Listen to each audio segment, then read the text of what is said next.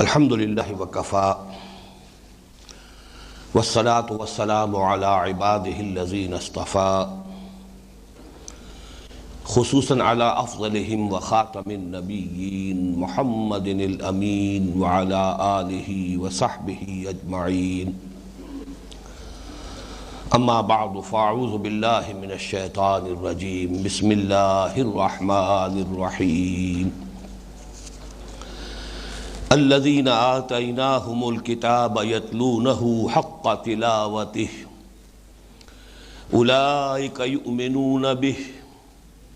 ومن يكفر به فأولئك هم الخاسرون يا بني إسرائيل اذكروا نعمتي التي أنعمت عليكم وأني فضلتكم على العالمين واتقوا يوما لا تجزي نفس عن نفس شيئا ولا يقبل منها عدل ولا تنفعها شفاعة ولا هم ينصرون وإذ ابتلى إبراهيم ربه بكلمات فأتمهن قال إني جاعلك للناس إماما قال ومن ذريتي قال لا ينال عهد الظالمين وإذ جعلنا البيت مثابة للناس وأمنا واتخذوا من مقام إبراهيم مصلى وعهدنا إلى إبراهيم وإسماعيل أن طهرا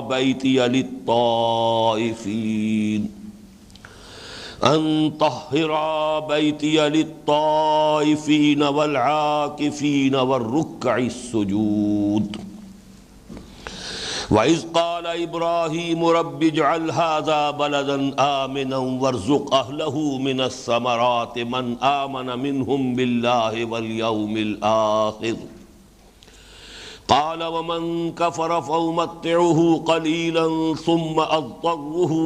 إلى عذاب النار وبئس المصير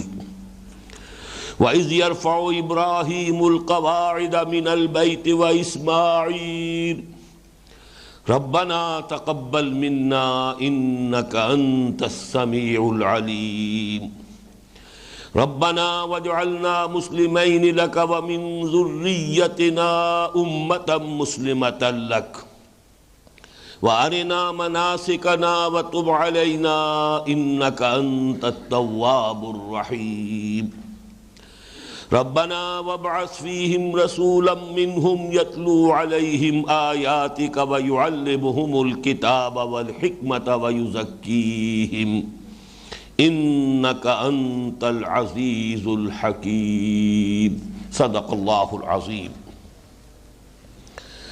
رب اشرح لي صدري ويسر لي أمري واحلل عقدة من لساني يفقهوا قولي اللهم ربنا ألهمنا رشدنا وأعذنا من شرور أنفسنا اللهم أرنا الحق حقا وارزقنا اتباعه وأرنا الباطل باطلا وارزقنا اجتنابه اللهم وفقنا لما تحب وترضى وتقبل منا فإنك خير المتقبلين آمین یا رب العالمین۔ ہمارا آج کا درس اس اعتبار سے اپنی جگہ ذرا مختلف نوعیت کا ہے کہ ہم نے جو سورہ بقرہ کو مختلف حصوں میں تقسیم کیا ہے اس کا نصف اول جو پہلے 18 رکوعوں پر مشتمل ہے اس کے بھی پھر ہم نے 3 چھوٹے حصے قرار دیے۔ پہلے 4 رکوع تمہیدی، اس کے بعد 10.25 رکوع سمجھیے کہ جس میں خطاب سابق امت مسلمہ سے، پھر 4 رکوع تقریباً تحویلی۔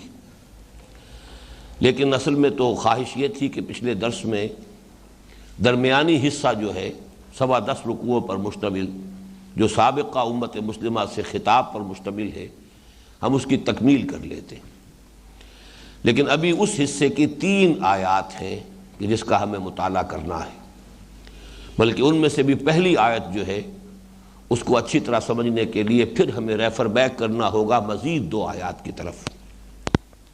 تو ہمارے آج کے درس کا کچھ حصہ جو ہے وہ اس درمیانی حصے کے تکملے پر مشتمل ہوگا، پھر وہ تحویلی حصہ شروع ہو جائے گا جو ہمارے آج کے بیان کا جو مین ہے، جو بلک ہے، جو اس کا اصل، وہ اس تحویلی حصے سے متعلق ہے۔ درمیانی حصہ کہ جس میں سابقہ امت مسلمہ یعنی بنی اسرائیل سے خطاب ہے، اس کے ضمن میں آخری 3 آیات، الذین آتیناہم الکتاب یتلونہ حق تلاوتہ، جنہیں ہم نے کتاب عطا کی ہوتی ہے وہ اس کی تلاوت کرتے ہیں جیسا کہ اس کی تلاوت کا حق ہے۔ اولئک یؤمنون بہ، وہی ہے کہ جو اس پر حقیقتاً ایمان رکھتے ہیں، یا وہی ہے کہ جو اس پر بھی ایمان لائیں گے۔ یہ 2 ترجمے ہوں گے 2 مختلف اعتبارات سے، میں اس کی وضاحت بعد میں کروں گا۔ عربی زبان میں آپ کو معلوم ہے فعل مضارع جو ہے اس میں دونوں امکانات ہیں، حال اور مستقبل، دونوں کو کور کرتا ہے صیغہ مضارع۔ گرامر کی روح سے دونوں ترجمے ممکن ہیں، لیکن یہ دونوں کن 2 مختلف اعتبارات سے ہیں، اس کی وضاحت جیسا کہ میں نے عرض کیا ابھی میں کروں گا۔ الذین آتیناہم الکتاب، جنہیں ہم نے کتاب عطا کی، یتلونہ، وہ اس کی تلاوت کرتے ہیں حق تلاوتہ، جیسے کہ اس کی تلاوت کا حق ہے۔ اولئک یؤمنون بہ، وہی ہیں جو اس پر حقیقتاً ایمان رکھتے ہیں، ایک ترجمہ، وہی ہیں کہ جو اس پر بھی ایمان لائیں گے، یہ دوسرا ترجمہ ہے۔ وَمَن يَكْفُرْ بِهِ فَأُولَٰئِكَ هُمُ الْخَاسِرُونَ، اور جو اس کا کفر کرتا ہے، اور کفر کے بھی 2 مفہوم، ناشکری اور انکار۔ پہلا ترجمہ ہوگا تو اس کے حوالے سے ناشکری، دوسرا ترجمہ ہوگا تو اس کے حوالے سے انکار۔ وَمَن يَكْفُرْ بِهِ، جو اس کا کفر کرتا ہے، جو ناشکری کرتا ہے، جو اس کا انکار کرتا ہے، فَأُولَٰئِكَ هُمُ الْخَاسِرُونَ، تو وہی لوگ ہیں کہ جو خسارے میں رہنے والے ہیں، ہلاکت اور بربادی میں پڑھنے والے ہیں۔ اب اصل میں اس آیت کو اگر ہم ایک آئسولیٹڈ آیت کی حیثیت سے علیحدہ، سیاق و سباق سے علیحدہ کر کے، جیسے کہ اس کے اپنے الفاظ ہیں، بارہا یہ بات جو ہے ہمارے ہاں زیر بحث آ چکی ہے کہ قرآن حکیم میں ہر آیت کا اپنی جگہ پر ایک مفہوم، اپنی جگہ پر اس کا ایک مدلول ہے، کونوٹیشن ہے، لیکن سیاق و سباق سے، ربط کلام سے اس کے مفہوم میں، مدلول میں، اس کے معنی میں ایک نئی ڈائمنشن کا اضافہ ہوتا ہے، جس کی مثال میں یہ دیتا رہا ہوں کہ ہار ہے، اس ہار میں جو ہیرے ہیں یا موتی ہیں، ان میں سے ہر موتی اپنی جگہ پر ایک حسن کا مرقع ہے، مجسمہ ہے، لیکن ہار میں جو ترتیب ہوئی ہے، جس ترتیب سے انہیں پرویا گیا ہے، اب اس سے ان موتیوں کا حسن دوبالا ہو جاتا ہے۔ تو یہی معاملہ ہے کہ ہر آیت اپنی جگہ پر علم، حکمت، معنی، ہدایت، اس کا ایک بہت بڑا ہیرا ہے، بہت بڑا موتی ہے، تو اسے اپنی جگہ رکھ کر بھی دیکھیے۔ پھر یہ کہ جس طریقے سے اسے اس ہار کی ڈوری میں پرویا گیا ہے، سیاق و سباق جو ہے اس کے حوالے سے کس مضمون کے سلسلے میں یہ آیت وارد ہوئی ہے، تو اس کے حوالے سے غور کریں۔ تو یہ آیت خاص طور پر ایک نمایاں مثال کی حیثیت رکھتی ہے ان دونوں اعتبارات میں، جو کچھ ایک اضافہ ہوتا ہے معنی کا، یا کچھ فرق و تفاوت پیدا ہوتا ہے۔ الذین آتیناہم الکتاب یتلونہ حق تلاوتہ، وہ لوگ کہ جنہیں ہم نے کتاب دی ہے وہ اس کی تلاوت کرتے ہیں جیسے کہ اس کی تلاوت کا حق ہے۔ اولئک یؤمنون بہ، جو یہ کیفیت کے حامل ہیں، جن کے اندر یہ کیفیت ہے، جو کتاب کی تلاوت کرتے ہیں، وہی حقیقت میں اس پر ایمان رکھتے ہیں۔ جو نہیں کرتے گویا کہ چاہے زبان سے دعویٰ کریں کہ ہم ایمان رکھتے ہیں، وہ ایمان نہیں رکھتے۔ اولئک یؤمنون بہ، وہ اس پر ایمان رکھتے ہیں۔ اگر ہم نے کتاب انہیں دی ہے اور اس کتاب کو مانتے ہیں کہ وہ ہماری کتاب ہے، اللہ کی کتاب ہے، کتاب ہدایت ہے، تو کیسے ممکن ہے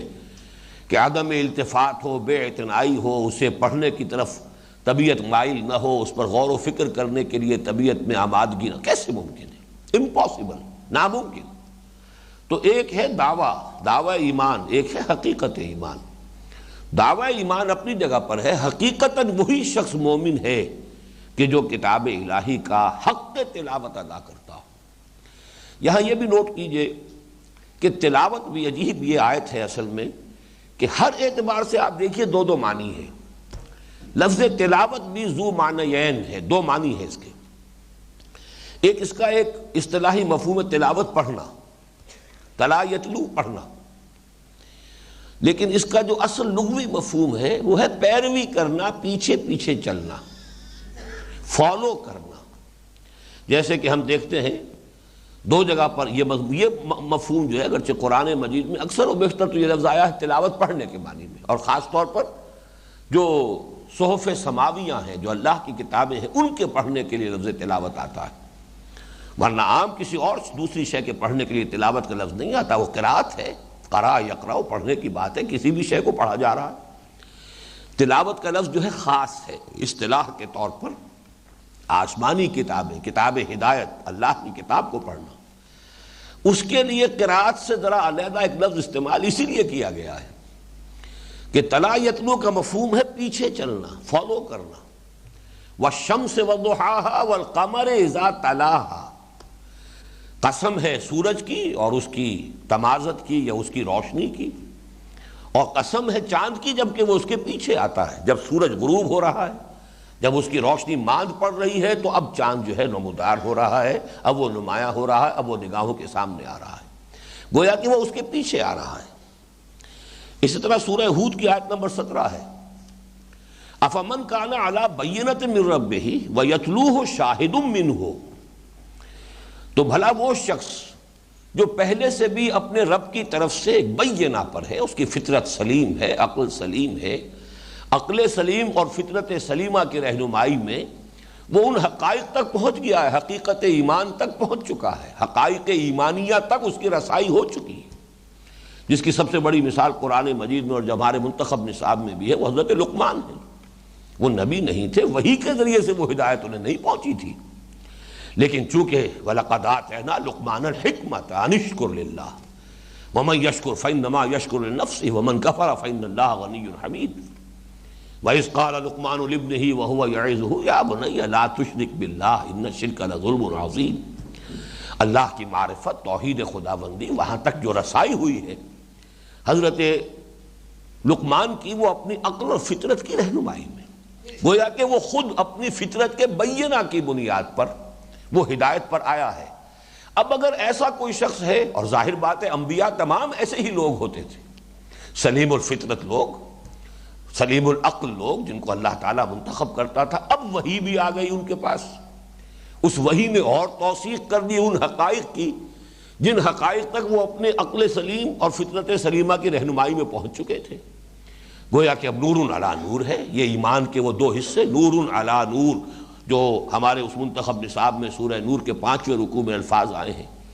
اللہ نور السماوات والارض، اور اسی میں نور علی نور، ایک نور فطرت ہے، ایک نور وحی ہے، جب دونوں جمع ہو گئے نور علی نور، اب ایمان کی تکمیل ہو گئی۔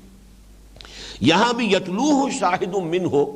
ایک اس کی شہادت دینے والی وحی جو آئی ہے اس کے بعد، وہ شہادت دے رہی ہے کہ ہاں تمہاری عقل سلیم اور تمہاری فطرت سلیمہ نے جہاں تک تمہیں پہنچایا یہ حق ہے، یہ صحیح ہے، یہی بات ہے، حقائق یہی ہے۔ اس حوالے سے اس نبوت کے نور نبوت کو کہیے، نور ایمان کو، اس کو دو حصوں میں تقسیم کیا گیا۔ تو یہ دو مقامات قرآن مجید کے ایسے ہیں کہ جس میں تلا یتلو کا لفظ آیا، پیروی کرنا، پیچھے آنا۔ تو در حقیقت اللہ کی کتاب کی تلاوت کا مفہوم کیا ہے؟ اور ویسے بھی میں نے اس سے پہلے بھی عرض کیا ہے کہ جب آدمی پڑھتا ہے تو فالو کرتا ہے ٹیکسٹ کو۔ بسا اوقات تو پڑھنے والے کی انگلی ساتھ ساتھ چل رہی ہوتی ہے، ایک تو بہت ماہر ہے پڑھنے والے، لیکن آپ نے دیکھا ہے کہ جو اتنے ماہر نہیں ہوتے تو نگاہ ادھر ادھر نہ ہٹ پائے، وہ چونکہ ترجمہ تو جانتے نہیں کہ اس کے حوالے سے ان کا ربط صحیح قائم رہے، لہذا وہ اپنی انگلی ساتھ ساتھ پھیرتے ہیں تاکہ ایسا نہ ہو کہ اگلی اوپر والی سطر کی بجائے نیچے والی سطر سے پڑھنا شروع کر دیں۔ ظاہر بات ہے معنی بیچاروں کو معلوم نہیں ہے تو اس کا تو امکان موجود ہے، تو وہ انگلی بھی ساتھ پھیرتے ہیں ساتھ ساتھ، تو گویا کہ فالو کر رہے ہیں ٹیکسٹ کو، اس کے پیچھے پیچھے چل رہے ہیں۔ تو اس اعتبار سے یتلونہ حق تلاوت ہی میں تلاوت کا عرف عام میں جو حق ہے وہ بھی سامنے آئے گا۔ تلاوت کی جا رہی ہو تو اس کے حروف کی صحیح جو ہے مخارج کے ساتھ ادائیگی ہو رہی ہو، تجوید کے کم سے کم بنیادی اصول تو آدمی کو معلوم ہو، اس میں گڑبڑ تو نہ کر رہا ہو۔ ذرا سے فرق سے زیر اور زبر سے جو ہے معنی کا جو ہے انقلاب آ جاتا ہے عربی زبان میں، مذکر کا مؤنث، مؤنث کا مذکر بن جاتا ہے۔ کہاں یعنی ایک صیغہ جو ہے فعلنا، یہ گویا کہ جمع مؤنث غائب کا صیغہ ہے، اور فعلنا ذرا سا کھینچ دیا تو یہ گویا کہ جمع متکلم کا صیغہ ہو گیا۔ زمین و آسمان کا فرق واقع ہو رہا ہے، اور جن لوگوں نے واقعتاً نہیں سیکھا ہے قرآن پڑھنا وہ غلطیاں کرتے ہیں، اور بڑی فاش غلطیاں کرتے ہیں۔ تو قرآن مجید کی تلاوت کا حق ادا کرنے میں یہ بھی شامل ہے کہ تجوید کے ساتھ اسے ادا کیا جائے، اس کے رموز و اوقاف جو ہیں ان کی بنیادی معلومات ہوں، کہاں رکنا ہے کہاں نہیں رکنا ہے، کہاں وصل ہے کہاں فصل ہے، یہ بھی معلوم ہو۔ پھر قرآن مجید کی تلاوت کا ایک حق یہ بھی ہے کہ اسے اپنے معمولات میں شامل کیا جائے۔ وہ گویا کہ انسان کی روح کی غذا ہے۔ اگر جسم کو غذا آپ دن میں 3 دفعہ فراہم کر رہے ہیں تو کم سے کم 1 دفعہ تو پورے 24 گھنٹوں میں اس روح کی غذا کا بھی اہتمام کیجئے، یہ آپ کے معمولات میں شامل ہو۔ اس کی ایک منزل انسان اپنے لیے معین کر چکا ہو کہ اتنا حصہ تو مجھے ہر روز پڑھنا ہی ہے، جس میں کہ جو بلند ترین مقام ہے وہ یہ ہے جو اکثر صحابہ کا معمول تھا کہ ایک منزل روزانہ پڑھ کر ہر ہفتے قرآن مجید ختم کیا جائے۔ اس کے بعد جب زمانہ ذرا آیا ہے بات کا کہ جس میں وہ جوش اور وہ جذبہ نہیں رہا، تو پھر یہ 30 پاروں میں تقسیم کیا گیا قرآن کو کہ کم سے کم 1 پارہ تو روزانہ پڑھ کر 1 مہینے میں تو انسان، ایک مسلمان جو ہے وہ قرآن مجید کی تلاوت کی تکمیل کر لے۔ پھر یہ کہ اس کا زیادہ سے زیادہ حصہ یاد کیا جائے۔ یہ سارے وہ حقوق ہیں جو میں نے جو مسلمانوں پر قرآن مجید کے حقوق نامی میرا کتاب چاہے جو ہماری بنیاد کی حیثیت رکھتا ہے، سن 68 کی میری تقریر ہے، یہ ساری چیزیں تفصیل سے بیان کی ہیں اس میں کہ حق تلاوت جو ہے وہ بئی معنی، تلاوت بمعنی پڑھنا، اس کا حق بھی اس کے بغیر ادا نہیں ہوتا کہ انسان جو ہے اس کو پڑھے، تجوید سے پڑھے، صحیح طریقے سے پڑھے، اس کو معمولات میں شامل کرے، اس کا مستقل نظام ہو، پھر یہ کہ ٹھہر ٹھہر کر پڑھے، اور اللہ تعالیٰ اس سے آگے جو ہے اس کے فہم کی توفیق دے، غور و فکر کرتے ہوئے پڑھے۔ لیکن اسی میں شامل ہو جائے گا دوسرا مفہوم بھی، پڑھ رہا ہے اور پیروی نہیں کر رہا، عمل نہیں کر رہا اس پر، تو یہ پڑھنا کہاں ہوا؟ تلاوت کا دوسرا مفہوم بھی ہے کہ اس کے پیچھے چلیے، اسے فالو کیجئے، اسے اپنا امام بنائیے۔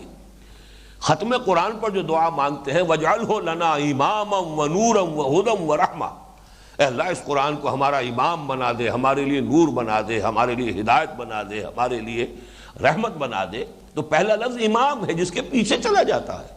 قرآن کو امام ہمارے لیے بنا دے تو اللہ تو تبھی بنائے گا جب آپ اسے اپنے امام کی حیثیت سے قبول کریں اور اختیار کریں، پھر اللہ کی توفیق بھی شامل حال ہوگی اور آپ واقعی اس کی پیروی کر سکیں گے۔ تو یتلونہ حق تلاوتہ ہی میں یہ سارا مفہوم شامل ہو گیا، تو گویا کہ جامع ترین لفظ ہے یہ الذین آتیناہم الکتاب یتلونہ حق تلاوتہ، وہ لوگ کہ جنہیں ہم کتاب دیتے ہیں اور وہ اس کا حق ادا کرتے ہیں اس کی تلاوت کا۔ اب فرمایا اولئک یؤمنون بہ، صرف وہ لوگ ہیں جو اس کا ایمان رکھتے ہیں حقیقتاً، باقی اگر مدعی ایمان بھی ہیں۔ میں نے شاید وہ حدیث نقل کی ہے اس کتابچے میں کہ کتنے ہی قرآن کے پڑھنے والے ایسے ہیں جنہیں جب وہ قرآن پڑھ رہے ہوتے قرآن ان پر لعنت کر رہا ہوتا، وہ بظاہر بڑا ثواب کا کام کر رہے ہیں، قرآن لعنت کر رہا ہوتا، اس لیے کہ سود کی آیت پڑھی ہے اور اللہ اور اس کے رسول کی طرف سے اعلان جنگ والی آیت بھی پڑھی ہے، اور خود سودی دھندا کر رہا ہے، سودی کاروبار کر رہا ہے، تو قرآن لعنت نہیں کرے گا اس وقت؟ تو بہت سے قرآن کے پڑھنے والے جنہیں اس لعنت ملامت کے سوا قرآن کے پڑھنے سے کچھ حاصل نہیں ہوتا۔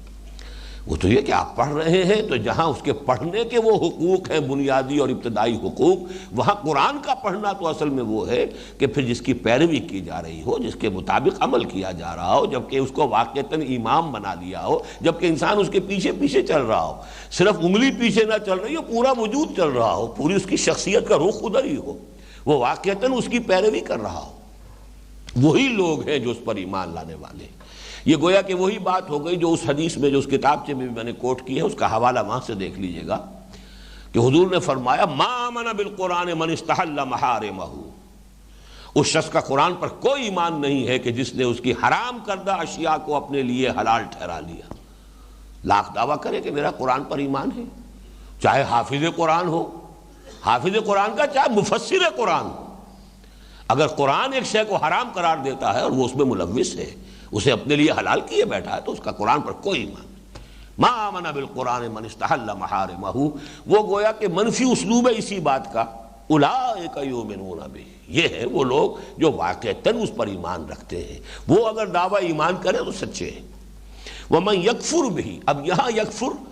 انکار کے معنی میں نہیں آئے گا اس مفہوم میں، بلکہ کفر جو ہے وہ شکر کے مقابلے میں ہے۔ وہی آیت جو ہم ابھی سورہ لقمان کی پڑھ رہے تھے، جو وَلَقَدْ آتَيْنَا لُقْمَانَ الْحِكْمَةَ أَنِ اشْكُرْ لِلَّهِ وَمَنْ يَشْكُرْ فَإِنَّمَا يَشْكُرُ لِنَفْسِهِ وَمَنْ كَفَرَ فَإِنَّ اللَّهَ غَنِيٌّ حَمِيدٌ، شکر بمقابلہ کفر، کفر بمقابلہ شکر۔ لَإِن شَكَرْتُمْ لَأَزِيدَنَّكُمْ وَلَإِن كَفَرْتُمْ إِنَّ عَذَابِي لَشَدِيدٌ، دیکھو اگر تم شکر کرو گے میں اور دوں گا اور نوازوں گا، میری نعمتوں کے اندر اور اضافہ ہوگا، اور اگر تم نے کفران نعمت کیا، ناشکری کی، تو میرا عذاب بھی بڑا سخت ہے۔ تو یہاں پر گویا کہ وہ لوگ ناشکری کر رہے ہیں، اللہ کی کتاب مانتے ہیں کہ یہ اللہ کی کتاب ہے، پھر ناشکری کر رہے ہیں، نہ اسے پڑھتے ہیں، نہ اس پر غور کرتے ہیں، نہ اسے سمجھتے ہیں، نہ اس پر عمل کرتے ہیں، نہ اس کو انہوں نے اپنا امام بنایا ہے۔ وَمَن يَكْفُرْ بِهِ فَأُولَٰئِكَ هُمُ الْخَاسِرُونَ، تو ان کے ہاتھ پلے کچھ نہیں پڑنا اس دعویٰ ایمان سے اور اس خالی خولی تلاوت سے، کچھ نہیں ان کے ہاتھ آنے والا، وہ خسارے ہی میں رہنے والے ہیں۔ اور خسارے کا لفظ بارہا میں نے عرض کیا ہے، وہ جو سورۃ العصر پر میرا کتابچہ ہے اس میں لفظ خسارہ پر بھی بحث ہے کہ قرآن مجید میں کامیابی کے لیے تو بہت سے مختلف الفاظ آتے ہیں، اولئک هم الراشدون، اولئک هم المفلحون، اب یہ مختلف الفاظ آتے چلے جائیں گے، فائزون، راشدون، مفلحون، لیکن یہ کہ اس کے برعکس کے لیے سب سے جامع لفظ جو ہے وہ خسارہ، والعصر ان الانسان لفی خسر ذالک هو الخسران المبین خسر الدنیا والآخرہ، ان تمام کے رشد اور ہدایت اور سعادت، ان سب کے اور فوز و فلاح، ان سب کے مقابلے میں لفظ ایک ہی آتا ہے خاسرون، اولئک هم الخاسرون ومن یکفر بہ فاولئک هم الخاسرون۔ یہ مفہوم تو ہوا اس اعتبار سے کہ آپ نے سیاق و سباق پر ابھی کوئی غور نہیں کیا، اس آیت ہی کے الفاظ کو سامنے رکھا ہے، اسی کا ایک حق ادا کیا ہے، اس کے مفہوم کو سمجھا۔ اب سیاق و سباق کیا ہے؟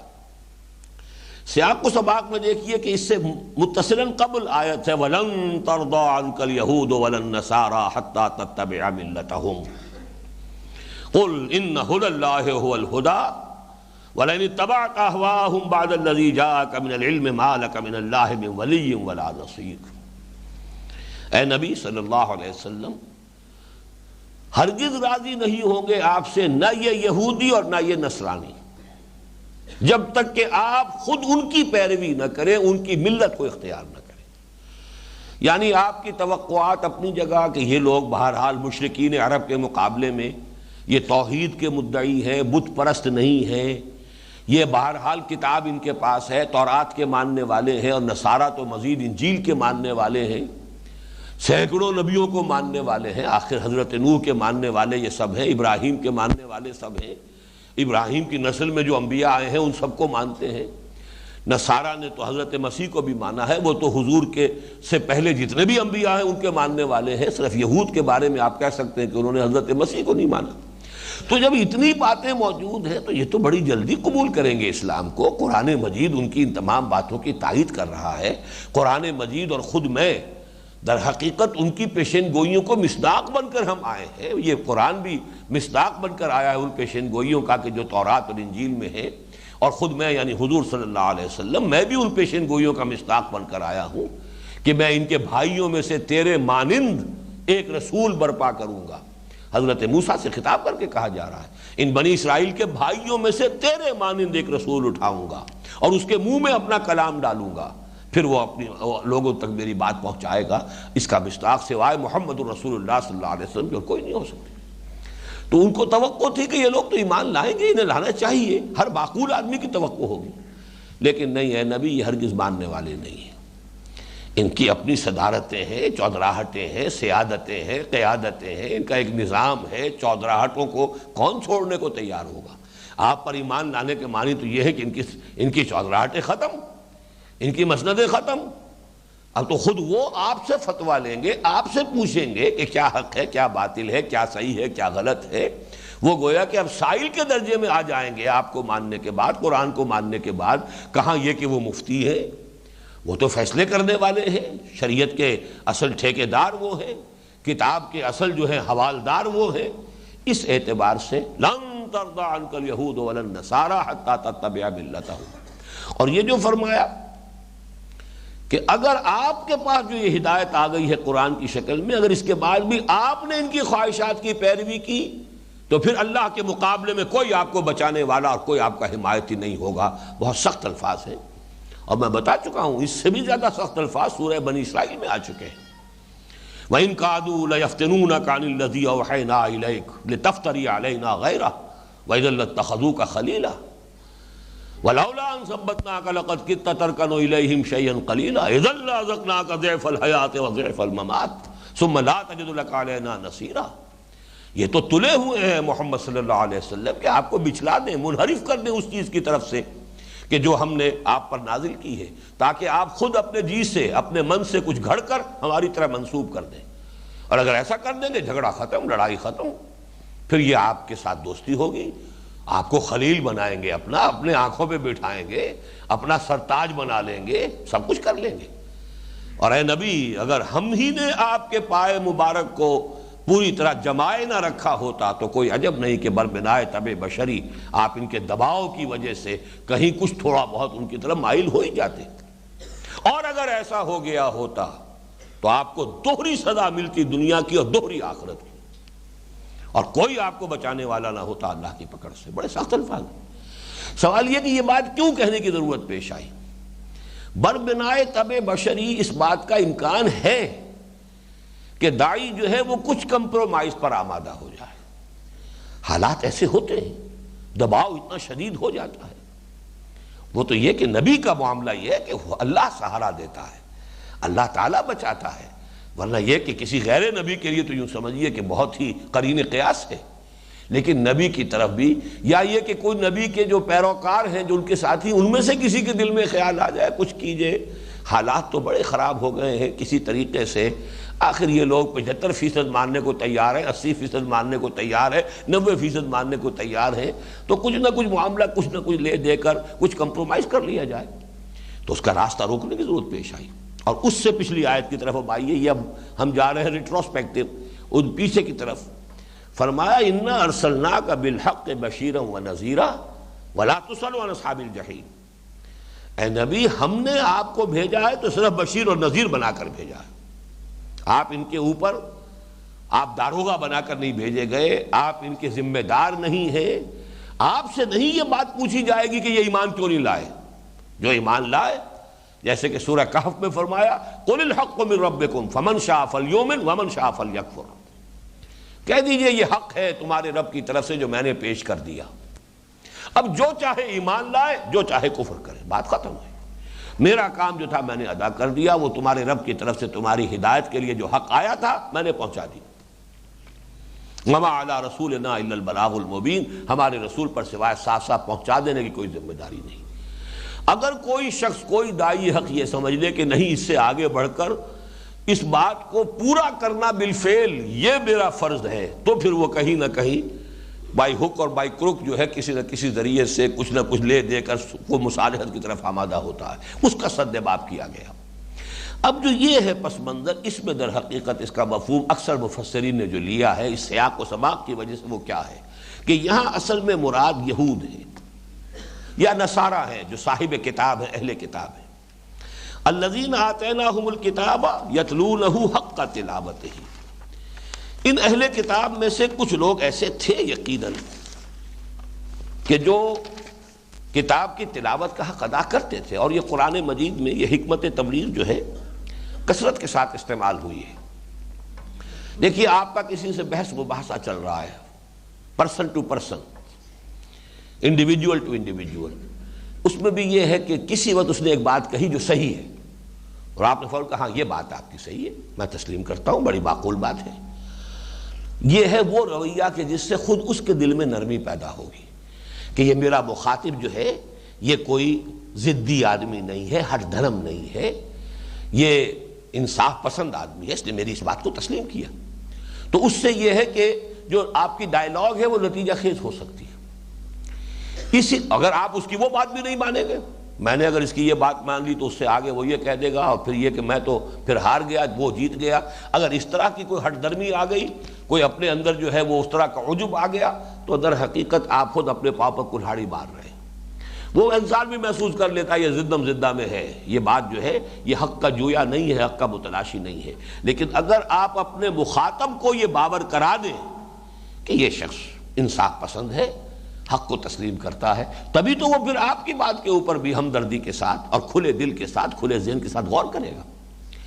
اسی طرح جب کہیں گروپ سے گروپ کا معاملہ ہو رہا ہو، تو اب ظاہر بات ہے برے سے بری کسی جماعت اور یا قوم میں یا ملت کے اندر بھی کچھ تو اچھائیاں ہوتی ہیں نا، ان کی اچھائیوں کے پہلو کو نمایاں کیجئے، بیان کیجئے، تاکہ اس گروہ میں، اس جماعت کے اندر یہ احساس ہو کہ یہ شخص ہماری مخالفت کے اوپر اس نے جو ہے ادار نہیں کھائے بیٹھا ہوا، ہماری مخالفت ہی کے اوپر جو ہے اس نے کمر نہیں کسی ہوئی، ہمارے اندر اگر کوئی خیر کا پہلو ہے تو وہ تسلیم کرتا۔ یہی وجہ قرآن مجید میں سورہ آل عمران میں آپ دیکھیں کہ لیسو سوا، یہ تمام اہل کتاب برابر نہیں ہے، ان میں وہ بھی ہے امت قائمۃ آناء اللیل، ایسے لوگ بھی ہیں راتوں کو کھڑے رہتے ہیں اللہ کے حضور میں۔ اسی طریقے سے فرمایا کہ ان میں وہ لوگ بھی ہیں من ان تامنہ بقنطار یؤدہ الیک، ایسے لوگ بھی ہیں امانت دار کہ ڈھیروں سونا بھی ان کے پاس امانت رکھوا دو گے وہ واپس کر دیں گے، وہ بددیانتی نہیں کریں گے، خیانت نہیں کریں گے۔ وَمِنْهُمْ مَنْ إِنْ تَأْمَنْهُ بِدِينَارٍ لَا يُؤَدِّهِ إِلَيْكَ إِلَّا مَا دُمْتَ عَلَيْهِ قَائِمًا، لیکن ایسے لوگ بھی ہیں کہ اگر ایک دینار بھی کہیں ان کے پاس رکھوا دیا تو وہ ہرگز واپس نہیں کریں گے، الا یہ کہ سر پر سوار ہو کر وصول کر لو، یہ بات تو دوسری ہے، وہ تو طاقت سے تم نے واپس لیا ہے، ورنہ یہ کہ وہ اپنے بس پڑتے وہ ایک دینار کے بھی اندر بھی خیانت کریں گے، اسے بھی واپس کرنے کو تیار نہیں۔ تو جو جہاں خیر ہے اس خیر کو بھی تسلیم کرو، جو شر ہے اس کو بھی بیان کرو۔ اگر آپ ان کے خیر کو مانیں گے تب وہ اپنے شر کے اوپر بھی غور کرنے کو تیار ہوں گے کہ ہمارے دامن پر یہ دھبے ہیں واقعتاً، اس لیے کہ جو ہماری اندر خیر ہے وہ تو یہ مان رہے ہیں، اسے تسلیم کر رہے ہیں۔ کوئی ہول سیل ریجیکشن نہیں ہے، ہول سیل کنڈمنیشن ہو رہی ہو تو ظاہر بات ہے کہ پھر فریق ثانی کے اندر بھی ایک ضد پیدا ہو جائے گی، ہٹ درمی پیدا ہو جائے گی، اور اس کے اندر جو ہے کسی بھی بات کو قبول کرنے کے لیے اس کا دل جو ہے وہ کھلا نہیں رہے گا۔ تو اسی حوالے سے آپ دیکھیے کہ قرآن مجید میں اہل کتاب میں جو بھی خیر کا پہلو تھا اسے بھی اجاگر کیا گیا ہے۔ اس میں اب ایک نقطے کا میں اضافہ کر رہا ہوں، یہ اضافہ جو ہے یہ مولانا فراہی اور مولانا اصلاحی صاحب یہ جو مکتب فکر ہے تفسیر کا، یہ ان کا ہے، اور چونکہ اسالیب قرآن خاص موضوع تھا مولانا فراہی رحمۃ اللہ علیہ کا، اس پر ان کی ایک کتاب بھی ہے، اگرچہ کتاب کہنا اسے مناسب نہیں ہے، رسالہ کا یہ چھوٹی سی کتاب ہے۔ قرآن مجید کے بعد مخصوص اسالیب ہیں، ان کی پہچان حاصل ہو جائے تو وہ گویا کہ کلید کا کام دیتے ہیں بہت سے معاملات کے اندر۔ اب قرآن مجید میں اہل کتاب کا تذکرہ دو انداز میں آتا ہے، والذین اوتوا الکتاب، اب یہ مجہول کا صیغہ ہے، پیسو وائس، وہ لوگ جنہیں کتاب دی گئی تھی، اور الذین آتیناہم الکتاب، وہ لوگ جنہیں ہم نے کتاب عطا فرمائی۔ یہ دو مختلف اسلوب ہیں، ایک ایکٹیو وائس ہے، ایک جو معروف کا صیغہ ہے جنہیں ہم نے کتاب دی، اور ایک وہ جنہیں کتاب دی گئی تھی، جو کتاب دیے گئے۔ ان دونوں اسلوبوں میں یہ فرق بیان کیا گیا، اور بڑے دل کو لگنے والی بات ہے کہ جہاں کوئی مقام مدح ہے، جہاں کوئی ان کے خیر کو نمایاں کرنا ہے، وہاں الذین آتیناہم الکتاب، یہ معروف کا اسلوب جو ہے وہ وہاں آتا ہے۔ لیکن جہاں ان کی کوئی ذم کا پہلو ہے، قابل مذمت کوئی بات ان کی بیان کرنی ہے، تو وہاں الذین اوتوا الکتاب، وہ لوگ کہ جنہیں کتاب دی گئی تھی، ان کا طرز عمل یہ ہے، ان کا جو معاملہ ہے وہ یہ ہے۔ تو یہاں پر جو لفظ آیا ہے الذین آتیناہم الکتاب، یہ اہل کتاب کے ان حق پرست لوگوں کا تذکرہ ہو رہا ہے کہ جو ان میں خال خال، جیسے وہ علامہ اقبال کا شعر ہے، خال خال اس قوم میں اب تک نظر آتے ہیں، وہ کرتے ہیں اشک سحر گاہی سے جو ظالم وضو۔ تو بہرحال مسلمان قوم کتنی ہی گر گئی، کتنی پستی میں چلی گئی، کتنی خراب ہو گئی، لیکن پھر بھی افراد تو ایسے موجود ہیں خال خال اس قوم میں اب تک نظر آتے ہیں، وہ کرتے ہیں اشک سحر گاہی سے جو ظالم وضو۔ اسی طرح کا معاملہ یہ ہے کہ ان میں ہے کچھ لوگ، چاہے وہ آٹے میں نمک کے برابر ہے، کوئی پرواہ نہیں، لیکن اگر ہے تو اس کو نمایاں کیجئے، اسے بیان کیجئے۔ اس سے در حقیقت آپ کی دعوت کے لیے دل کھلیں گے، آپ کی بات سننے کے لیے ذہن آمادہ ہوں گے۔ الذین آتیناہم الکتاب، اب یہاں اگر اس تعویل کو لیا جائے تو یہاں یہ اہل کتاب کے ان حق پسند یا حق پرست لوگوں کا تذکرہ ہے کہ جنہیں اللہ تعالیٰ نے کتاب دی تھی، یتلونہ حق تلاوت۔ ظاہر بات ہے کہ اگر وہ حق پرست ہے، حق پسند ہے، تو القرآن کا، اپنی کتاب کا، تورات کا، انجیل کا، جس پر بھی ان کا ایمان ہے، اس کا حق ادا کرتے ہیں، اس کی تلاوت کرتے ہیں۔ اب اس معنی میں آئے گا اولئک یؤمنون بہ، وہی لوگ ہیں جو اس پر بھی ایمان لائیں گے۔ اب یہاں پر مستقبل کا صیغہ ہو گیا کہ نبی ان میں سے صرف وہی لوگ جو ہیں، معدود چند ہیں، معدوم کے درجے میں ہیں، اتنے کم ہیں، وہ اپنی جگہ ہے، لیکن بہرحال عبداللہ ابن سلام رضی اللہ تعالی عنہ علماء یہود میں سے تھے، بڑے چوٹی کے علماء میں سے تھے، ایمان لائے ہیں نا۔ اسی طریقے سے کچھ اور لوگ بھی یہود میں سے ایمان لائے، چاہے وہ کوئی نمایاں افراد نہیں ہیں، لیکن یہ کہ عبداللہ ابن سلام تو چونکہ ان کے چوٹی کے علماء میں سے تھے رضی اللہ تعالی عنہ، وہ ایمان لائے۔ تو الذین آتیناہم الکتاب، جنہیں ہم نے کتاب عطا فرمائی ہے، یعنی جو اس کے حق ادا کرنے والے ہیں، جو اس کی قدر و منزلت کو پہچاننے والے ہیں، اور اس کا ثبوت کیا ہے؟ یتلونہ حق تلاوتہ، وہ اپنی اس کتاب کے ساتھ وہی معاملہ کرتے ہیں کہ جو کسی مومن کو کرنا چاہیے، وہ اس کو پڑھتے ہیں جیسے کہ اس کے پڑھنے کا حق ہے، اس کی پیروی کرتے ہیں جیسے کہ پیروی کرنے کا حق ہے۔ اولئک یؤمنون بہ، وہی لوگ ہوں گے کہ جو اس پر ایمان لائیں گے۔ وَمَن يَكْفُرْ بِهِ فَأُولَٰئِكَ هُمُ الْخَاسِرُونَ، اور جو لوگ اس کا انکار کریں گے، اب یہ بات آ گئی، یہاں پہ اب ترجمہ ہوگا اس کا انکار، جو قرآن کو یہاں گویا کہ بہی کی ضمیر اس معنی میں اب آ رہی ہے قرآن کی طرف۔ الذین آتیناہم الکتاب، وہ مراد ہے کتاب سے تورات اور انجیل، وہ لوگ کہ جو حقیقتاً اپنی کتابوں پر ایمان رکھنے والے ہیں، جو حقیقتاً اس کی تلاوت کا حق ادا کرتے ہیں، جو اس کی پیروی کرتے ہیں، اولئک یؤمنون بہ، وہ اس پر بھی ایمان لائیں گے، اس قرآن پر بھی۔ ومن یکفر بہ، اور جو اس کا انکار کرے گا، فاولئک هم الخاسرون، تو وہ تو بہرحال پھر خسارہ پانے والوں میں سے ہے، وہ تو تباہی اور بربادی جو ہے اس کا مقدر بنے گی۔ اب یہ تو سمجھیے آخری آیت تھی اس بنی اسرائیل سے خطاب کے ضمن میں، اگرچہ دو آیتیں ابھی اور آ رہی ہیں، لیکن یہ دو آیتیں وہی ہیں کہ جن سے چھٹے رکوع میں آغاز ہوا تھا۔ ان میں سے پہلی آیت تو بین ہی انہی الفاظ کے ساتھ ہے، اسی لیے میں بریکٹ کا لفظ استعمال کرتا ہوں، وہاں بریکٹ شروع ہوئی تھی، یہاں وہ بریکٹ بند ہو رہی ہے۔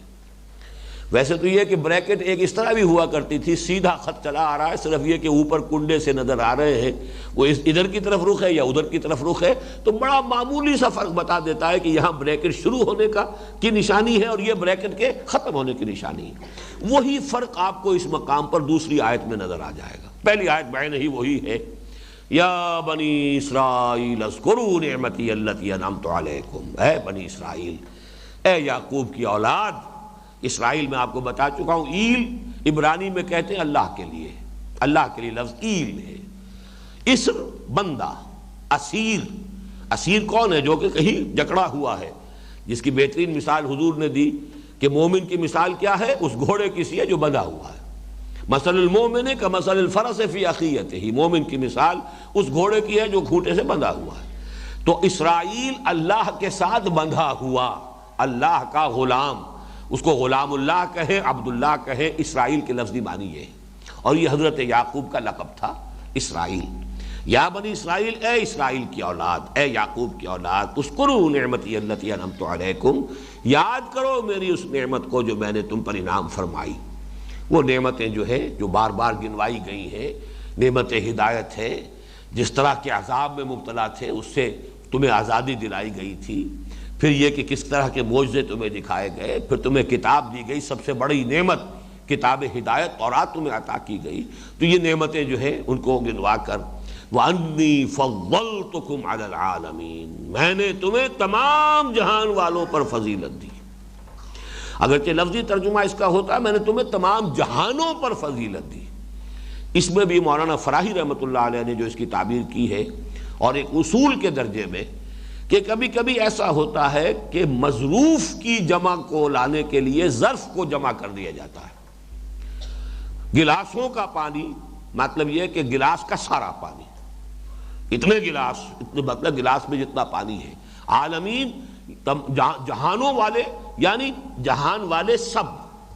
رحمت للعالمین تمام جہان والوں کے لیے، تمام جہانوں والے کے لیے، ایک لفظی ترجمہ یہ ہوگا، لیکن ایک یہ ہے کہ حضور صلی اللہ علیہ وسلم کو بھیجا گیا ہے نوع انسانی کی طرف، ملائکہ کی طرف تو رسول بنا کر نہیں بھیجے گئے، وہ تو ہے تو نوع انسانی کے لیے، لیکن تمام انسان اس جہان کے کل انسانوں کے لیے آپ رسول بنا کر بھیجے گئے صلی اللہ علیہ وسلم۔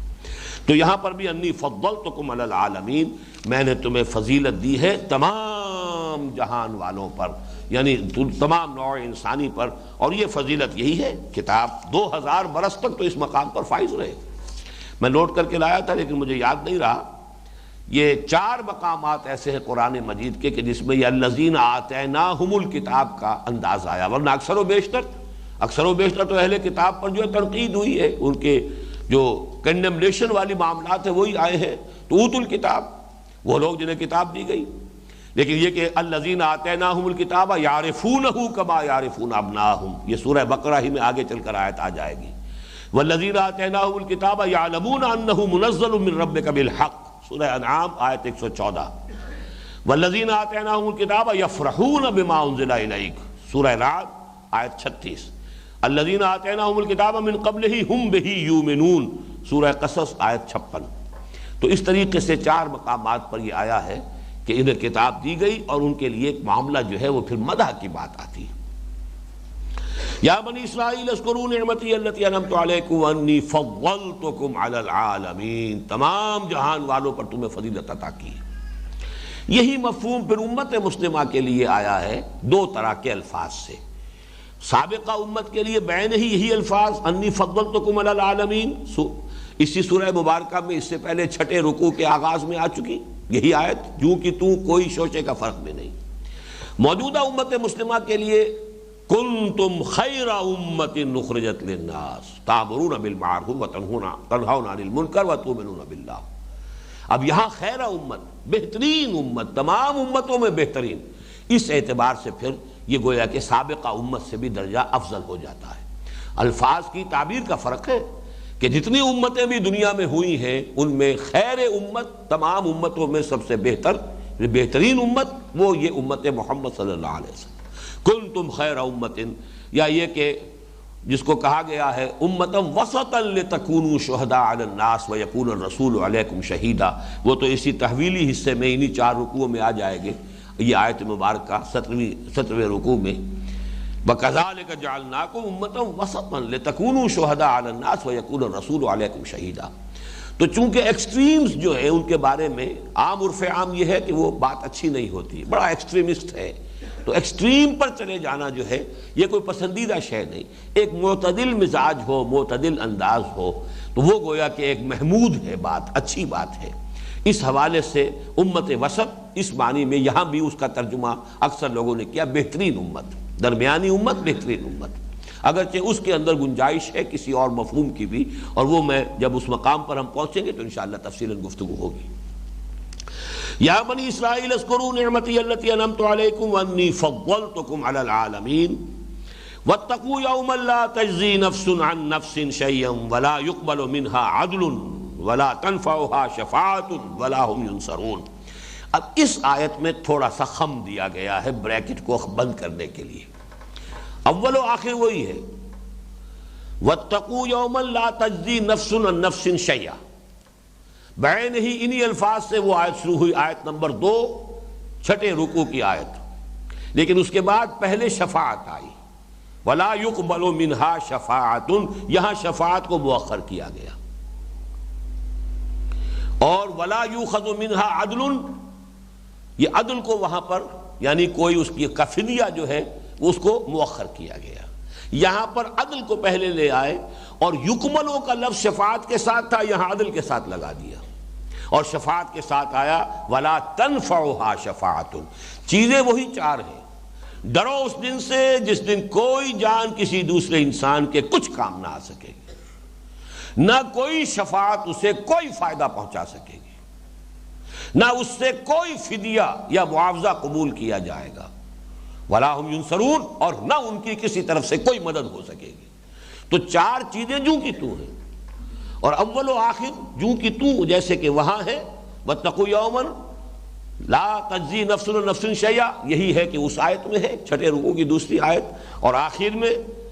ولا هم ينصرون، اسی پر وہ آیت ختم ہوتی ہے۔ درمیان میں صرف یہ کیا ہے، شفاعت کا ذکر وہاں ہے، ولا يقبل منها شفاعت ولا يؤخذ منها عدل،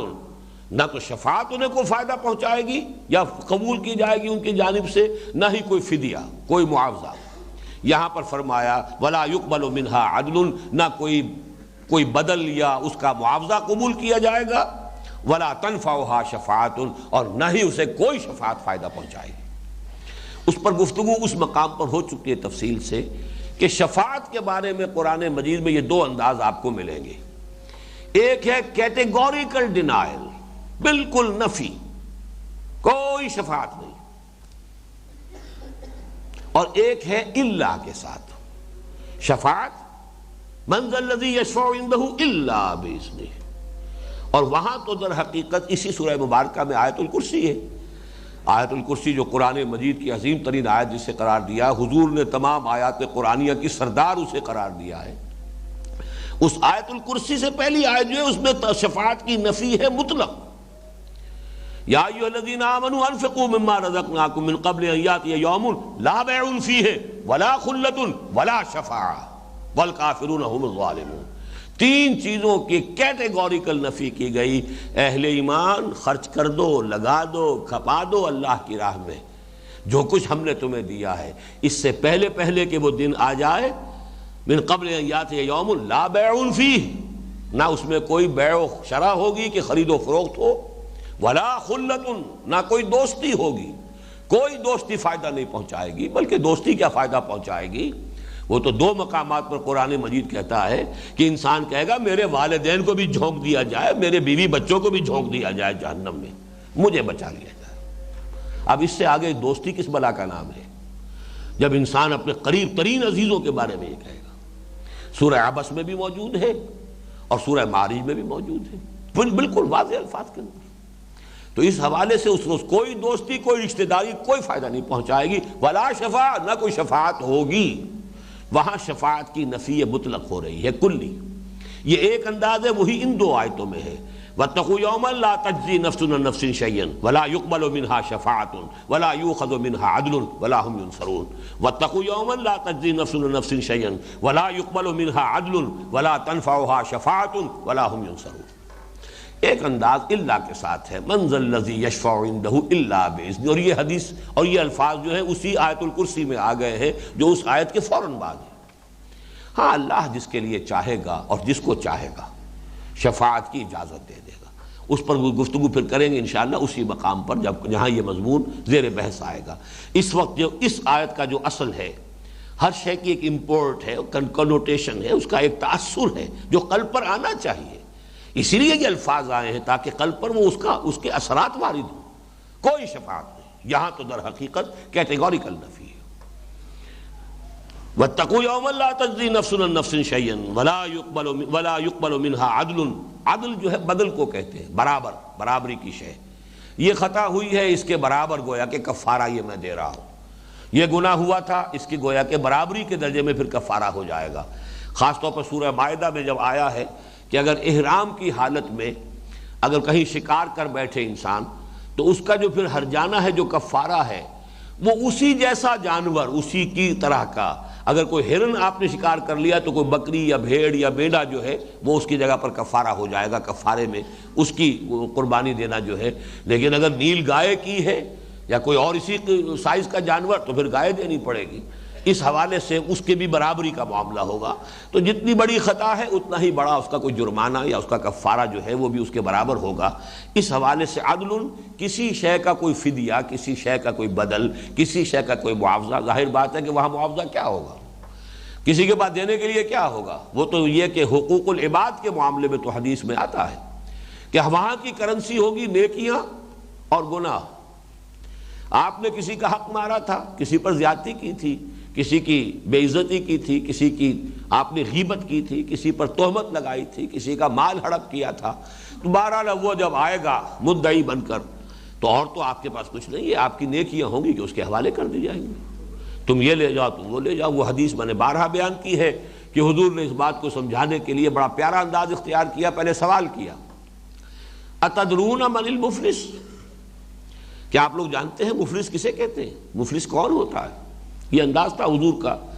سادہ سی بات ہے لیکن سوال کیا ہے تو لوگ چونک گئے نا، کوئی خاص بات معلوم ہوتی ہے، مفلس کے معنی پوچھ رہے ہیں۔ پھر انداز یہ تھا کہ سب نے جو جواب دیا وہ یہی تھا، المفلس عندنا من لا درہم لہ ولا دینار، اے حضور ہمارے نزدیک تو مفلس وہی ہوتا ہے جس کے پاس درہم و دینار نہیں، روپیہ پیسہ نہیں۔ آپ نے فرمایا نہیں، میری امت کا مفلس وہ ہوگا کہ جب قیامت کے دن حاضر ہوگا تو نمازیں بھی بہت سی لے کر آئے گا، روزے لے کر آئے گا، عبادات لے کر آئے گا۔ ایگزیکٹ الفاظ اب مجھے نہیں ہے یاد، میں اس کی وضاحت گویا کر رہا ہوں کہ فرض کیجئے بہت سے عمرے کیے ہیں، بہت سے حج کیے ہیں، ڈھیروں حج ڈھیروں عمرے، وقد شتم ھذا واکل مال ھذا، اس شخص کی اس نے اس کو گالی دی تھی، اس کی بے حرمتی کی، اس کی بے عزتی کی، اس کا مال غلط طریقے پر حرام طریقے پر ہڑپ کر لیا۔ اب جب مدعی آئیں گے تو کسی کو اس کی نمازیں دے دی جائیں گی، لو بھائی اس کی نمازیں لے جاؤ، یہی ہے یہاں پر، یا یہ کسی کو اس کے روزے دے دیے جائیں گے، ساری نیکیاں ختم ہو جائیں گی، مدعی باقی ہوں گے۔ جنہیں دنیا میں عادت ہوتی ہے اس قسم کی غیبت کرنے کی عادت ہی پڑی ہوئی ہے تو یہ تو سویٹ ڈش ہے، ہر کھانے کے بعد جو ہے بڑی لذیذ ہوتی ہے ڈش، وہ تو کرتے ہی رہیں گے، پھر کوئی ایک آدھ مرتبہ کی بات تو نہیں ہے۔ مدعی آئیں گے، وہ ساری عبادتوں کا ان کا جو ہے وہ انبار ختم ہوا، اس کے باوجود ابھی مدعی باقی ہوں گے تو اب ریورس گیئر لگے گا، ان کے گناہ اس کے کھاتے میں ڈلنے شروع ہوں گے، اس کے اعمال کے پلڑے کے اندر۔ بھائی تمہاری یہ خطا تھی، یہ غلطی تھی، یہ گناہ تھی، گناہ تم نے کیا تھا، اس نے تم پر یہ زیادتی کی تھی، تمہارا یہ گناہ اس کے حساب میں ڈالتے ہیں، یہاں تک کہ وہ دوسروں کے گناہوں کے بوجھ تلے گر کر اور دب کر جہنم میں جھونک دیا جائے۔ یہ معاملہ ہے جو کہ بین الانسانی معاملات ہیں، معاملات کے ضمن میں جو بھی کوتاہیاں ہوں گی وہ تو لازماً اس کا جو ہے ڈیبٹ کریڈٹ کا معاملہ ہو کر رہے گا، اور وہ ہوگا صرف نیکیوں اور گناہوں کا تبادلہ، اس کے سوا وہاں کوئی اور کرنسی نہیں۔ باقی یہ ضرور ہے کہ اللہ تعالیٰ نے بڑی شفقت اور رحمت فرمائی ہے، جہاں تک اپنے حقوق کا معاملہ فرمایا کہ وہ میں معاف کر دوں گا۔ اگر شرک نہیں ہے، ایک شخص سے خطا ہو رہی ہے، اللہ تعالیٰ ان اللہ لا یغفر ان یشرک بہ، اسے تو ہرگز نہیں بخشے گا کہ شرک کرے اس کے ساتھ، لیکن یہ کہ اس سے کم تر جو بھی خطائیں ہیں،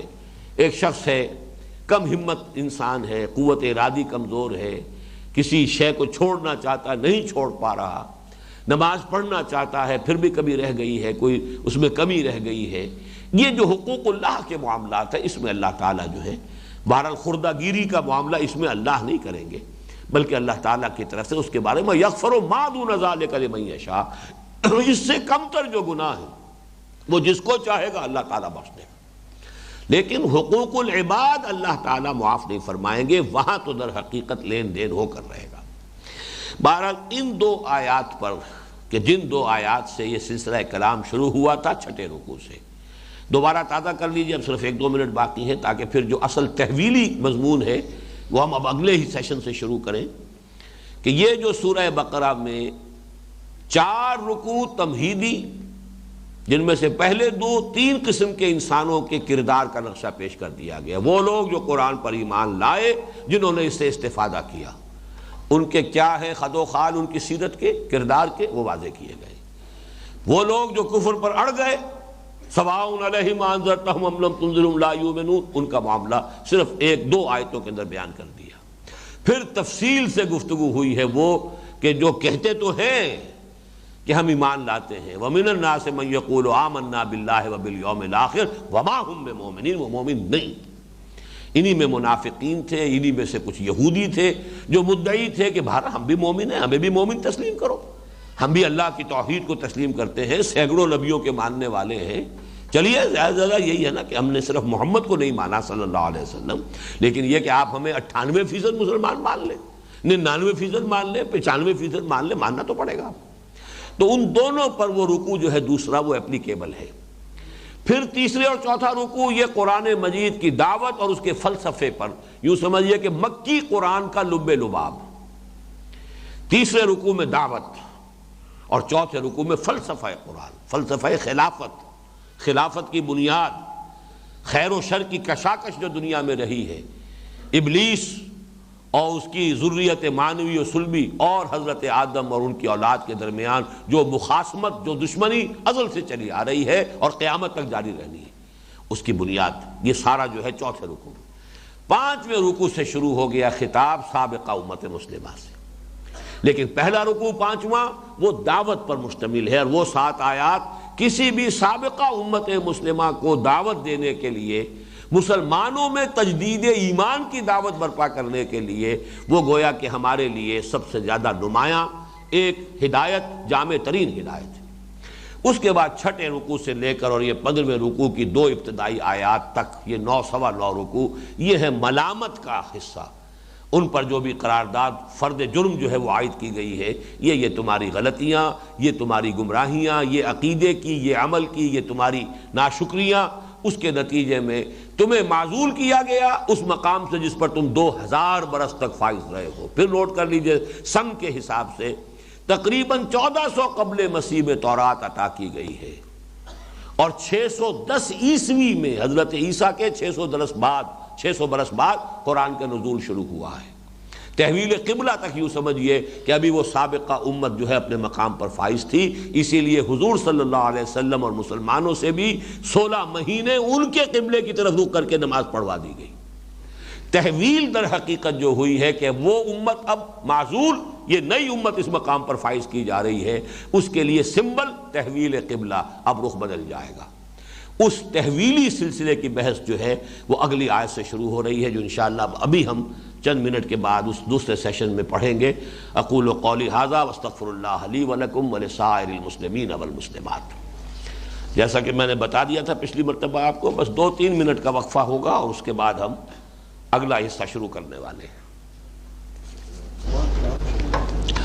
الحمدللہ الحمدللہ وکفی والصلاة والسلام علی عبادہ الذین اصطفیٰ، خصوصاً علی افضلہم وخاتم النبیین محمد الامین وعلی آلہ وصحبہ اجمعین۔ اما بعد فاعوذ باللہ من الشیطان الرجیم، بسم اللہ الرحمن الرحیم۔ وَإِذِ ابْتَلَىٰ إِبْرَاهِيمَ رَبُّهُ بِكَلِمَاتٍ فَأَتَمَّهُنَّ قَالَ إِنِّي جَاعِلُكَ لِلنَّاسِ إِمَامًا قَالَ وَمِن ذُرِّيَّتِي قَالَ لَا يَنَالُ عَهْدِي الظَّالِمِينَ إِلَىٰ قَوْلِهِ تَعَالَىٰ رَبَّنَا وَابْعَثْ فِيهِمْ رَسُولًا مِّنْهُمْ يَتْلُو عَلَيْهِمْ آيَاتِكَ وَيُعَلِّمُهُمُ الْكِتَابَ وَالْحِكْمَةَ وَيُزَكِّيهِمْ انک انت العزیز الحکیم۔ صدق اللہ العظیم۔ رب اشرح لی صدری ویسر لی امری واحلل عقدۃ من لسانی یفقہوا قولی۔ اللہم ربنا الہمنا رشدنا واعذنا من شرور انفسنا۔ اللہم ارنا الحق حقا وارزقنا اتباعہ وارنا الباطل باطلا وارزقنا اجتنابہ، آمین یا رب العالمین۔ جیسے کہ بہت مرتبہ عرض کیا جا چکا ہے، سورہ بقرہ کے نصف اول کا اب یہ تیسرا حصہ ہے،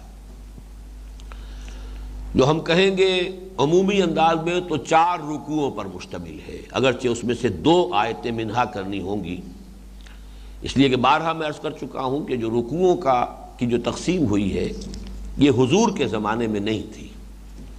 یہ تقسیم بعد میں ہوئی ہے، بنو امیہ کا ابتدائی دور، اور حجاج ابن یوسف جو ویسے تو بہت بدنام شخص تھا، بہت ظالم اور جابر انسان تھا، بہت سے تابعین جو ہے نہایت جو صالحین میں سے تھے ان کو اس نے شہید کیا ہے، وہ سیاسی مقاصد کی بنا پر۔ بہرحال بعض خدمات بھی اس کی ہیں، جیسا کہ پچھلے ہی نشست میں بات زیر بحث آئی تھی، جس میں جو خیر ہے اس کو بھی مانیے، جو شر ہے اس کو بھی پہچانیے۔ تو بہرحال قرآن مجید کے ضمن میں اس کی ایک خدمت بڑی عجیب ہے، جیسے یہ خدمت جو ہے ہمارے اس دور میں بھی جو جمال عبد الناصر مصر کے صدر تھے، ان کے ہاتھوں یہ اللہ تعالیٰ نے ایک خدمت جو ہے قرآن مجید کی کروا لی۔ ویسے بہرحال ان کے جو بھی نظریات تھے، جو افکار تھے، عروبہ، عربزم، عرب نیشنلزم، اس کے بہت بڑے پرچارک تھے۔ کہتے ہیں کہ انہوں نے یہ نعرہ بھی لگایا تھا، نحن ابناء الفراعنہ، بڑے فخر کے ساتھ،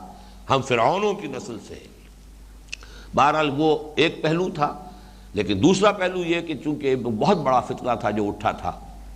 اسرائیلیوں نے، یہ جو ریاست بن گئی ان کے حوالے سے اسرائیلی کہہ رہا ہوں، حکومت اسرائیل نے بہت بڑی یوں سمجھیے سازش کے طور پر قرآن پر حملہ کیا تھا۔ کچھ قرآن مجید جو ہے اس کے ٹیکسٹ کے اندر تبدیلی کر کے بڑی تعداد میں شائع کیے اور خاص طور پر افریقی ممالک میں ان کو پھیلا دیا۔ یہ گویا کہ قرآن مجید کے متن کو محفوظ رکھنے کی جو اللہ تعالیٰ نے جو ذمہ داری اپنے اوپر لی تھی، یہ گویا کہ اس کے خلاف ایک بہت بڑی کوشش تھی۔ ظاہر ہے کہ اگر وہ برقرار رہ جائے، کچھ عرصے کے بعد 10-15 سال کے بعد کوئی شخص کہے گا لو جی یہ قرآن بھی تو آخر یہ بھی چھپا ہوا ہے نا، اس کے اندر تو یوں لکھا ہے۔ وہ جو ایک سرٹنٹی ہے قرآن مجید کی اور اس کے ٹیکسٹ کے بارے میں یہ ہے کہ وہ کرپٹ نہیں ہوا ہے، انٹیگریٹی اس کے ٹیکسٹ کی، وہ تو ساری بات ختم ہو جاتی۔ تو صدر ناصر نے پھر قرآن مجید کی ترتیل کی، پورے قرآن مجید کے جو ٹیپس تیار کروائے، یہ شیخ محمود خلیل حسری رحمہ اللہ ان کے قرات میں بھی، اور شیخ عبدالباسط عبدالصمد پورے قرآن کی ترتیل کے، تاکہ یہ کہ وہ ریکارڈ پھیلا دیے جائے اور اس کے حوالے سے لوگ جو ہے وہ ہر شخص جو ہے وہ دیکھ سکے کہ کسی قرآن کے اندر اس کے متن میں کوئی غلطی تو نہیں کر دی گئی۔ اسی طریقے سے عجمیوں کے لیے، غیر عرب لوگوں کے لیے بہت بڑی خدمت حجاج ابن یوسف نے کی تھی۔ اس وقت تک قرآن مجید کے متن پہ نہ نقطے تھے، نہ زیر زبر، نہ کوئی علامات وقف، کچھ نہیں، اس لیے کہ اہل زبان تھے، وہ پہچانتے تھے۔ جیسے پرانے زمانے میں جو منشی حضرات کہلاتے تھے، وہ واقعتاً جس طرح لکھتے تھے شکستہ خط کے اندر، تو اس میں یہ نقطے نہیں لگانے کا تکلف کیا جاتا تھا، بلکہ یہ گمان ہوتا تھا کہ اگر آپ نقطے بھی لگائیں اور زیر زبر بھی لگائیں تو جسے آپ خط لکھ رہے ہیں وہ سمجھے گا کہ مجھے جاہل سمجھا انہوں نے، وہ اپنی توہین پر معمول کرے گا کہ بغیر ان نقطوں کے اور بغیر ان اشاروں کے شاید میں سمجھ نہیں سکتا تھا اس ٹیکسٹ کو۔ تو یہی معاملہ تھا، لیکن یہ کہ اس کے بعد یہ سارا کام ہوا۔ اسی دور میں پھر یہ رکوعوں کی تقسیم ہوئی۔ تو جہاں تک رکوعوں کی تقسیم کا تعلق ہے، یہ بھی میں نے بارہا عرض کیا، انٹروڈکشن ٹو دی قرآن پر بھی جو تقریریں ہوئی تھی شروع میں، جب درس دوبارہ ہم نے شروع کیا ہے سلسلے وار، کہ اکثر و بیشتر مقامات پر تو معلوم ہوتا ہے کہ صحیح جگہ پر رکوع کا جو بھی تقسیم ہوئی ہے صحیح ہوئی ہے، بعض جگہوں پر اختلاف کی گنجائش ہے۔ میرے نزدیک ان دو آیات کو سابقہ ہی 14ویں رکوع ہی میں شامل کیا جانا چاہیے تھا، اس لیے کہ وہ مضمون وہاں کلوز ہو رہا ہے، ختم ہو رہا ہے، اور در حقیقت اب اگلا مضمون جو شروع ہو رہا ہے 15واں رکوع یہاں سے شروع ہوتا، وَإِذِ ابْتَلَىٰ إِبْرَاهِيمَ رَبُّهُ، تو یہ بہتر تھا، بس ہم اسے بہتر کے انداز میں کہہ سکتے ہیں۔ باقی یہ کہ جو بھی شکل ہے، اور یہ بھی کہنے کی جرت اس لیے کر رہے ہیں، کسی صورت کے بارے میں آپ یہ بات نہیں کہہ سکتے، کسی آیت کے بارے میں آپ یہ بات نہیں کہہ سکتے۔ آیتوں کی تعیین، صورتوں کی تعیین دور نبوی میں ہو چکی، یہ حضور صلی اللہ علیہ وسلم کا فعل ہے، اور آپ کا ہر فعل جو ہے وہ گویا کہ اللہ تعالیٰ کے حکم سے ہے، اللہ کی نگرانی میں ہے، اللہ کی رہنمائی میں، وہ تو من جانب اللہ شمار ہوگا، اس میں آپ کچھ کہنے کی کوئی جرت نہ کریں، یہ جسارت جو ہے یہ بہت غلط ہے۔ البتہ رکوعوں کی پاروں کی تقسیم یہ چونکہ بعد میں لوگوں نے کی ہے، یہ خالص اجتہادی معاملہ ہے، اس میں کسی وقت کسی اختلاف کا اظہار کرنا وہ کوئی بڑی بات نہیں ہے، اس پر گھبرانا نہیں چاہیے۔ بہرحال یہ اگر ان کو 4 رکوع مانا جائے تو یہ 4 رکوع جو ہے ان میں مرکزی شخصیت حضرت ابراہیم کی ہے علیہ الصلاۃ والسلام۔ اس کی وجہ یہ کہ یہ دونوں امتیں جو ہے، سابقہ امت مسلمہ اور یہ موجودہ امت مسلمہ، یہ دونوں جا کر جمع ہو جاتی ہیں حضرت ابراہیم علیہ السلام کی ذات مبارک پر۔ حضور صلی اللہ علیہ وسلم حضرت اسماعیل کی نسل سے ہیں، اسماعیل بیٹے ہیں حضرت ابراہیم کے، بنی اسرائیل اولاد ہے یعقوب کی، اور یعقوب پوتے ہیں حضرت ابراہیم کے، بیٹے ہیں حضرت اسحاق کے، وہ بیٹے ہیں حضرت ابراہیم کے۔ تو گویا کہ حکمت کا تقاضا، اور چونکہ گزشتہ نشست میں بھی میں نے بعض باتیں کی تھی حکمت تبلیغ کے اعتبار سے، تو یہاں اس ایک اور حکمت کو سمجھ لیجئے، جب آپ کسی فرد سے گفتگو کر رہے ہوں یا کسی جماعت سے یا کسی امت سے، کسی گروہ سے، تو گفتگو کے میننگ فل اور پرپس فل اور نتیجہ خیز ہونے میں بہت مفید یہ بات ہوگی کہ آپ اپنے اور ان کے درمیان کوئی مشترک بات تلاش کیجئے،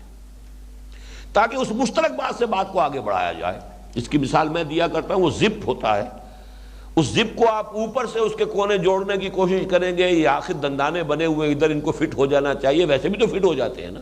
کبھی نہیں ہوگا۔ وہ تو کنارے سے اس کو کھینچتے ہوئے لائیے، وہ ہک جو ہے نیچے سے اس کو کھینچتے ہوئے لائیں گے، اوپر تک یہ مل جائیں گے، لیکن اوپر سے جوڑنے کی کوشش کریں گے تو وہ کبھی نہیں جوڑے گا۔ تو بالکل اس مثال کو ذہن میں رکھیے کہ جس سے بھی آپ بات کر رہے ہیں پہلے یہ دیکھیے کہ آپ کے اور اس کے مابین کوئی چیز کہیں تو جا کر قدر مشترک کچھ ہوگا۔ اگر فرض کیجئے ہندوؤں کے ساتھ کوئی اور شے قدر مشترک نہیں بنتی تو آخر آدمیت، انسانیت تو قدر مشترک ہے۔ آج ایک نئی تحقیق ہوئی، حضرت نوح علیہ السلام کے ماننے والے ہیں، یہ جو ان کے منو جو ہے مہانو، یہ مہانو حضرت نوح علیہ السلام کا تذکرہ ہے۔ اگر یہ بات ہو جائے، اسٹیبلش ہو جائے، اس کو واضح طور پر بیان کیا جائے تو یہ گویا کہ ایک نقطہ اشتراک بنتا ہے کہ حضرت نوح علیہ السلام کے حوالے سے بات شروع کیجئے کہ وہ بھی اللہ کے نبی تھے، بات پہنچانے میں آپ کو سہولت ہو جائے گی۔ تو اب یہاں پر بنی اسرائیل اور بنی اسماعیل، ان دونوں میں جو قدر مشترک بنتی ہے وہ شخصیت حضرت ابراہیم علیہ السلام کی، لہذا پہلے اب ان کی شخصیت کو اجاگر کیا جا رہا ہے۔ تمہارے بھی جد امجد وہ، ان کے بھی جد امجد وہ۔ وَإِذِ ابْتَلَىٰ إِبْرَاهِيمَ رَبُّهُ بِكَلِمَاتٍ فَأَتَمَّهُنَّ، اور یاد کرو جبکہ آزمایا ابراہیم کو اس کے رب نے بہت بڑی بڑی باتوں میں، تو اس نے ان سب کو پورا کر دیا۔ یہ حضرت ابراہیم علیہ السلام کی شخصیت اور ان کی زندگی میں نہیں سمجھتا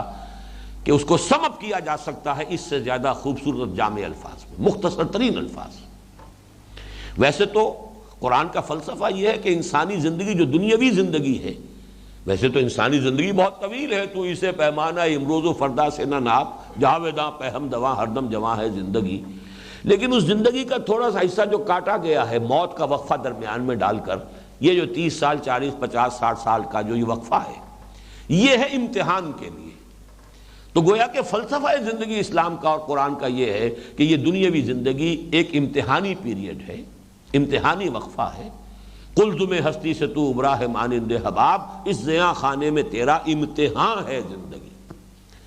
اور اسی کو قرآن نے کہا ہے الذی خلق الموت والحیات لیبلوکم ایکم احسن عملا، جس نے یہ موت اور حیات کا یہ سلسلہ اس لیے بنایا، موت درمیان میں ال کر تمہاری زندگی کو 2 حصوں میں تقسیم کر دیا۔ ایک حصہ یہ دنیا کی زندگی ہے اور ایک حصہ جو ہے وہ اخروی زندگی ہے۔ یہ تقسیم کیوں کی گئی؟ لِيَبْلُوَكُمْ أَيُّكُمْ أَحْسَنُ عَمَلًا، کہ یہ جو چنک ہے 30 40 50 60 70 برس کا، اس میں تمہیں آزمائے کہ کون ہے تم میں سے بہتر عمل کرنے والے۔ تو گویا کہ حیات دنیاوی کی غرض و غایت امتحان ہے۔ یہ امتحان جو ہے حضرت ابراہیم علیہ السلام کی زندگی میں جس انداز میں آیا ہے، ظاہر ہے ایک امتحان پاس کریں گے تو اگلے کا امکان ہے۔ پہلے امتحان میں رہ گئے اب آگے اور امتحان کس نے لے لے؟ پرائمری پاس کریں گے تو ہائی اسکول میں جائیں گے، پھر اور امتحان پر امتحان آئیں گے، پھر میٹرک پاس کریں گے تو کالج میں جائیں گے۔ اس حوالے سے وہ ایک ایک کر کے امتحانات پورے کرتے چلے گئے، ایک ایک آزمائش میں پورے اترتے چلے گئے اور ان سب کو پورا کر دیا۔ اس ضمن پر آج سے لگ بھگ میں سمجھتا ہوں 20 سال پہلے کی بات ہے، وہ چند میری تحریریں جو مجھے بھی پسند ہے، جن میں ایک انداز جو ہے وہ آورد کا نہیں آمد کا ہے، وہ چند ہی تحریریں ہیں جن میں ایک سورۃ العصر کا جو کتاب چاہ میرا، اس میں بھی آپ نے دیکھا ہوگا کہ ایک میری تحریر ہے۔ تحریر میں تو یقیناً جو ہے وہ آورد کا رنگ ہوتا ہے، آدمی سوچتا ہے، سوچ کر لکھتا ہے، اور ایک تقریر ہو، تقریر جو ہے اس کے اندر ایک آمد کا انداز ہوتا ہے۔ لیکن بعض اوقات تحریر جو ہوتی ہے اس کے اندر بھی آمد، تو سورۃ العصر پر میری تحریر جو ہے اس کتابچے میں، وہ اس میں مجھے بھی وہ بہت پسند ہے، آمد کا انداز ہے، ایک روانی کے ساتھ ایک خیالات آتے ہیں غیب سے، یہ خیال جو یہ مضامی خیال میں، اور غالب سریر خامہ نوائے خروش ہے، تو یہ اسی انداز میں ہے کہ وہ باتیں اسی طرح کی ایک تحریر ہے میری حضرت ابراہیم علیہ السلام کے بارے میں۔ اور عجیب اتفاق ہے کہ یہاں بھی ایک کتاب چاہے اس میں ایک تقریر بھی ہے میری، حج کی حکمت کیا ہے اور عید الاضحیٰ کی حکمت کیا، اور ایک وہ تحریر جو ہے وہ مجھے بہت پسند ہے، بہت مختصر، لیکن حضرت ابراہیم علیہ السلام کی زندگی میں امتحانات جس تدریج اور ترتیب سے آئے ہیں، اللہ تعالیٰ نے خاص وقت میں جس کے لیے میرے ذہن کو کھولا، دل کو کھولا، قلم کو کھولا، رواں کیا، اور وہ بات بڑی خوبصورتی سے وہاں بیان ہو گئی۔ میں اس کا حوالہ دے رہا ہوں کہ وہ اس ایک آیت کی گویا کہ شرح ہے۔ اب جو مجھے یاد آ رہا ہے ابھی حال میں تو میں نے نہیں پڑھا ہے اسے، کہ سب سے پہلا امتحان ہے عقل اور فطرت کا امتحان۔ یہ جو عقل انسانی، فطرت انسانی، یہ جو اللہ تعالیٰ نے دے کر بھیجا ہے، دس از دی گیون ہر انسان کے لیے، لیکن یہ کہ اس عقل و فطرت کا امتحان کیا ہے؟ اس مادی دنیا میں رہتے ہوئے غیب کے پردوں میں، جبکہ حقائق اصل جو ہیں ہماری نگاہوں سے چھپے ہوئے ہیں، غیب کا پردہ ہمارے اور ان کے درمیان حائل ہے، اور پھر یہ کہ جیسا ماحول ہوگا اس کے اعتبار سے عقل کا یہ امتحان اور مشکل سے مشکل تر ہو جائے گا۔ حضرت ابراہیم کے زمانے میں یوں سمجھیے کہ ظلمات بعضها فوق بعض، ہر نوع کا شرک موجود تھا، بت پرستی کا شرک موجود، ستارہ پرستی کا شرک موجود، پھر وہ جو سیاسی شرک ہے، بادشاہ کہہ رہا ہے کہ میں خدا ہوں، ساورنٹی کا تصور، یہ جو سیاسی شرک ہے یہ بھی پورے طور پر موجود ہے، ہر طرح کا شرک موجود ہے۔ اور اس ماحول میں اس نوجوان کی آنکھ کھلی ہے، اس نے اپنے عقل اور شعور اور اپنی فطرت کے اشاروں اور اپنی خود جو ان کی روح کی گہرائیوں میں جو شہادتیں تھیں ان کو ریڈ کیا ہے اور توحید خالص تک پہنچ گئے۔ انی وجہت وجہی للذی فطر السماوات والارض حنیفا، ہر طرف سے یکسو ہو کر، کوئی معبود نہیں، کوئی اور نہیں عبادت کے لائق، میں نے تو یکسو ہو کر اپنا رخ اس ہستی کی طرف کر دیا ہے جس نے آسمان اور زمین کی تخلیق فرمائی۔ پہلے امتحان میں کامیاب ہو گئے، عقل اور فطرت کا امتحان پاس کر لیا۔ اس کے بعد اب آتا ہے ہمت، عزیمت اور ارادے کا امتحان۔ کتنے پانی میں ہے آدمی، صلابت کردار کتنی کچھ ہے، کوئی موم کی ناک ہے کہ جو جدھر چاہے موڑ دے، حالات کے دباؤ سے خم کھا جانے والا ہے یا خم ٹھوک کر برے سے برے حالات کے اندر کھڑے رہنے والا ہے۔ یہ ہے امتحان، پے بپے امتحان ہوئے، موب کو فیس کیا ہے، سارے بت ان کے توڑ کر رکھ دیے، ریزہ ریزہ چور چور کر دیا۔ اب جو موب آیا ہے اسے فیس کیا ہے، اور فیس ہی فیس نہیں کیا، چپ کرا دیا ہے۔ فرجعوا الی انفسہم، ایک کو چونکہ چھوڑ دیا تھا، حکمت یہ برتی، ایک کو رہنے دیا صحیح و سالم، بڑا جو تھا ان میں سے،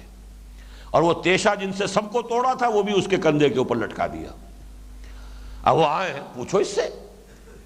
سرکمسٹانشل ایویڈنس تو یہ بتا رہا ہے کہ اس نے توڑا ہے، اس لیے کہ جو آلہ جو واردات ہے وہ بھی اس کے پاس سے برآمد ہو رہا ہے، اس کے کندھے کے اوپر رکھا ہوا ہے، پوچھو اس سے۔ اب ان کا تم جانتے ہو یہ بولتے نہیں، اف لکم ولما تعبدون، اب کہا حملہ کیا ہے تو تف ہے تم پر اور تمہارے معبودوں پر۔ جو بول نہ سکیں، جو بات نہ کر سکیں، جو اپنے آپ کو ڈیفینڈ نہ کر سکیں، ان کو تم نے خدا سمجھا ہوا۔ لیکن اس کے لیے کتنی جرأت کی ضرورت تھی،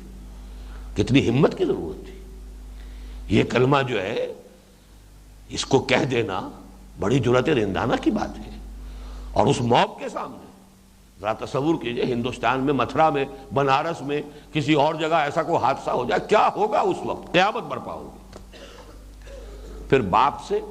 آپ نے کہا واہجرنی ملیہ، میری نگاہوں سے دور ہو جاؤ ورنہ میں رجم کر دوں گا۔ گھر بار چھوڑا، دربار میں پیشی ہوئی، وہاں آنکھوں میں آنکھیں ڈال کر بات کی ہے، حاج ابراہیم فی ربہ ان آتاہ اللہ الملک۔ اب شہنشاہ کا جبروت، اس کی شان و شوکت، اور یہ اللہ کا بندہ کھڑا ہے، لیکن جیسے آنکھوں میں آنکھیں ڈال کر بات کی ہے، محاجہ کیا ہے، حجت پوری کی پوری جو ہے دلائل کے ساتھ اس کی بات کو غلط ثابت کیا ہے، جس کا نتیجہ پھر یہ نکلا جیسے وہ موب ہکا بکا ہو کے رہ گیا تھا۔ جواب کیا دیں اب اس کو؟ اپنے دلوں میں جھانکا انہوں نے، بات تو یہی ٹھیک کہہ رہا ہے، تم ہو غلط راستے پر،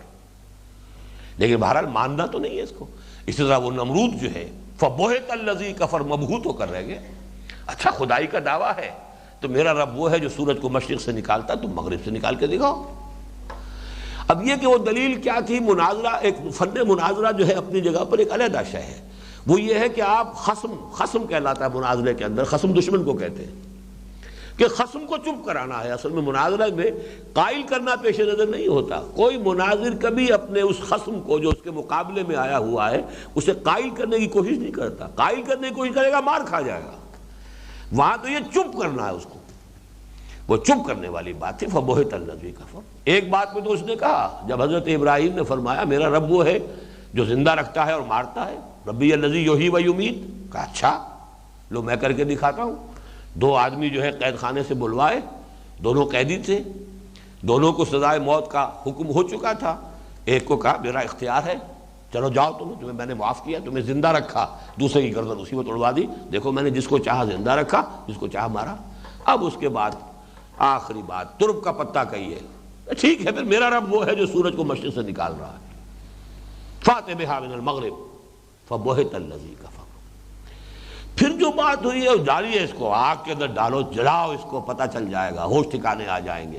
اور اس کا ایک نقطہ بہت کم لوگوں پر واضح ہے. قرآن مجید یہ کہتا ہے کہ اس پر بھی وہی لوگ جو ہے ناکام ہوئے. کیوں ناکام ہوئے؟ کس بات میں ناکام ہوئے؟ ان کا مقصد کیا تھا؟ وہ یہ سمجھ رہے تھے کہ جب دیکھے گا وہ آگ دہتی ہوئی تو سب نشہ ہرن ہو جائے گا توحید واحد کا. یہ سارا جو ہے جب موت نظر آئے گی، دہتی ہوئی بٹی نظر آئے گی، تو اس وقت جو ہے یہ سب ختم ہو جائے گا معاملہ. رجوع کرے گا، توبہ کرے گا. لیکن بے خطر کود پڑا آتش نمرود میں، عشق عقل ہے محو تماشائے لب بام، ابھی ناکام ہو گئے. بہرحال اللہ نے جو کیا اپنی قدرت سے، اس کو جس طریقے سے یا نارو کونی بردن و سلاما علی ابراہیم. اب یہ ہے درجہ بدرجہ امتحانات. پھر ہجرت ہو رہی ہے، آج شام میں گئے ہیں، کل مصر گئے ہیں. لیکن ان امتحانات کا آخری ہے وہ جو جس کے بعد میں سمجھتا ہوں کہ یہ بات کہی جا رہی ہے، جبکہ 100 برس کے اس بوڑھے نے اس زندگی کی اس سٹیج پر، اور اس بیٹے کو جس کے لیے دعائیں کی تھی،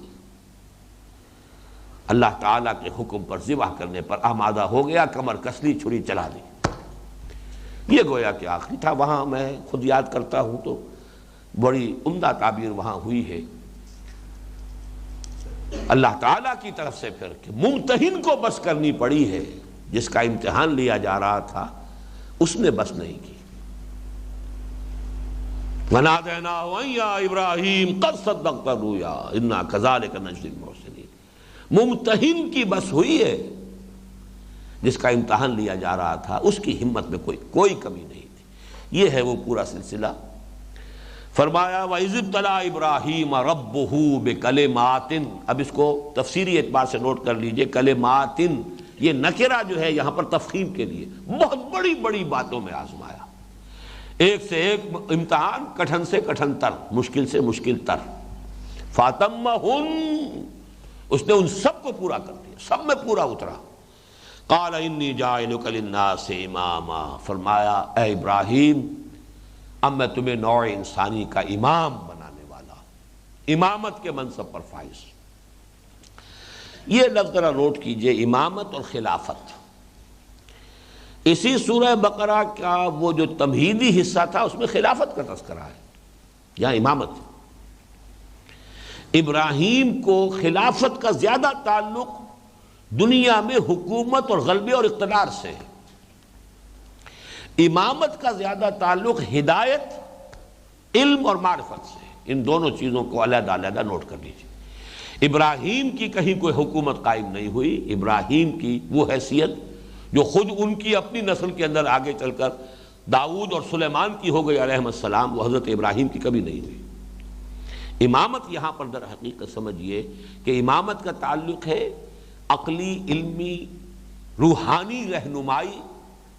ہدایت، علم اور معرفت کے اندر لوگوں کے امامت. اصل امامت یہ ہے، وہ خلافت ہے. اور اس خلافت کا تعلق، یہ میں نے کئی مرتبہ عرض کیا ہے،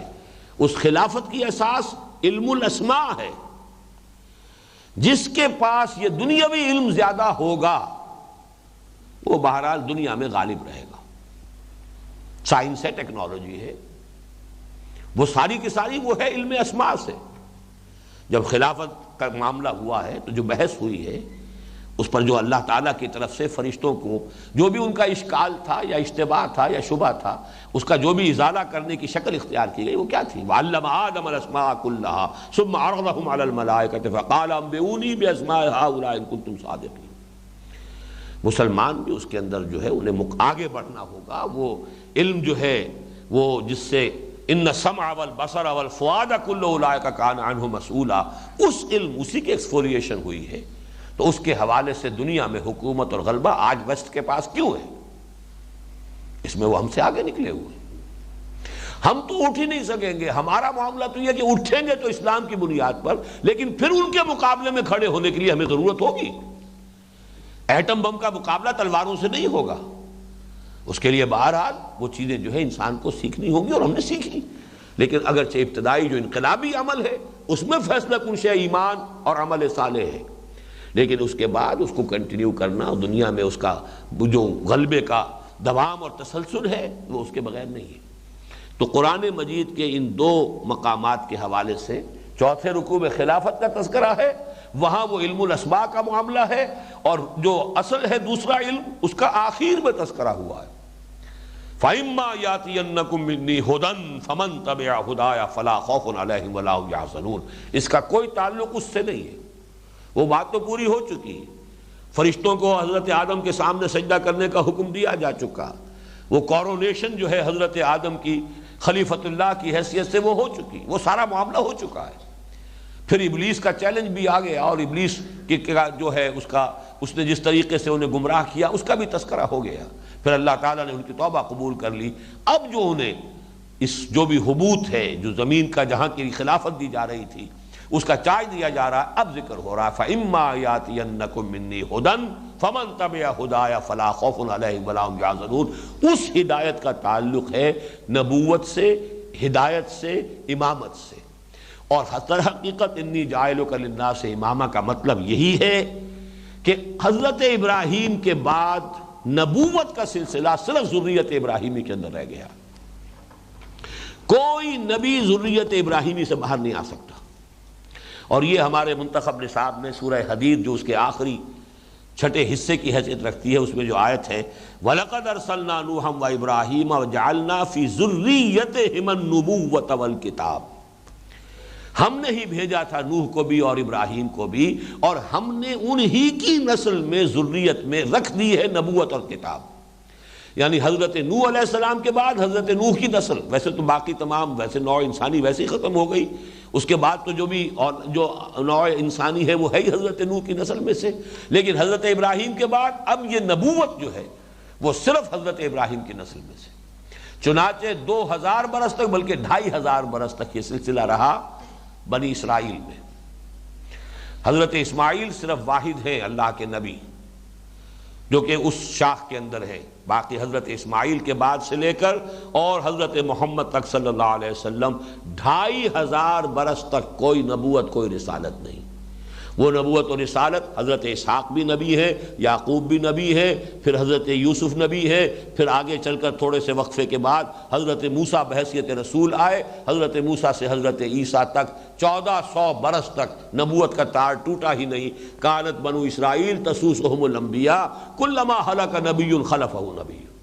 بخاری کی روایت ہے، حضور نے فرمایا صلی اللہ علیہ وسلم، بنی اسرائیل کی سیاست اور حکومت کے معاملات انبیاء کے ہاتھ میں ہوتے تھے، جیسے ہی کسی نبی کا انتقال ہوتا تھا اس کا جانشین بھی کوئی نبی ہی ہوتا تھا۔ یہ تار چلتا رہا، دونوں شاخیں وہی ہیں۔ تیسری شاخ اور بھی ہے، یہ بنی قطورہ کہلاتے ہیں۔ حضرت ہاجرہ سے حضرت اسماعیل ہوئے، حضرت سارہ سے حضرت اسحاق ہوئے۔ ایک قطورہ تیسری اہلیہ بھی حضرت ابراہیم کی ہے، بعد میں جن سے شادی کی ہے، ان کی نسل میں بڑے کئی بیٹے ان کے اور تھے، جن میں سے صرف ایک زیادہ مشہور ہوا مدین یا مدیان، اور اس نسل میں حضرت شعیب ہوئے ہیں جن کو وہ اللہ کے رسول کی حیثیت سے بھیجے گئے۔ لیکن بہرحال نبوت و رسالت حضرت ابراہیم علیہ السلام کی ذریت سے باہر جانے کا کوئی سوال نہیں۔ اب تو ویسے ہی دروازہ بند ہے، لیکن یہ ایک علمی مسئلہ ہے، تاریخی اعتبار سے اس کو پہچان لینے کی ضرورت ہے کہ حضرت ابراہیم کے بعد نبوت و رسالت کا معاملہ صرف ان کی ذریت کے ساتھ ہے، اور اسی سے تعلق امامت کا ہے۔ وَإِذِ ابْتَلَىٰ إِبْرَاهِيمَ رَبُّهُ بِكَلِمَاتٍ فَأَتَمَّهُنَّ قَالَ إِنِّي جَاعِلُكَ لِلنَّاسِ إِمَامًا قَالَ وَمِن ذُرِّيَّتِي۔ نوٹ کیجئے ان الفاظ کو، جب اللہ نے فرمایا میں تمہیں پوری نوع انسانی کا امام بنانے والا ہوں، سوال کیا اور میری اولاد میں سے؟ یہ وعدہ، یہ جو پیشین گوئی یا خوشخبری جو ہے، یہ صرف میری ذات سے متعلق ہے یا میری اولاد سے بھی متعلق ہے؟ قال لا ينال عهد الظالمین۔ اب یہاں جملہ تو ایک ہے، اس میں دو معنی ہے۔ ہاں ہے، تمہاری اولاد میں رہے گی، ہاں جو ان میں سے ظالم ہوں گے وہ اس میں شامل نہیں ہوں گے. یعنی اگرچہ بات بظاہر صرف نفی کی آ رہی ہے، اس نفی میں ایک اس بات امپلائیڈ ہے ہاں، لیکن تمہاری نسل میں سے جو ظالم ہوگا، مشرک ہوگا، باغی ہوگا، ناہنجار ہوگا، وہ اس کے اندر شامل نہیں ہوگا اس عہد کے اندر. گویا کہ باقی جو ہوں گے نیک ہوں گے، صالح ہوں گے، جو اس طریقے پر چلنے والے ہوں گے، وہ اس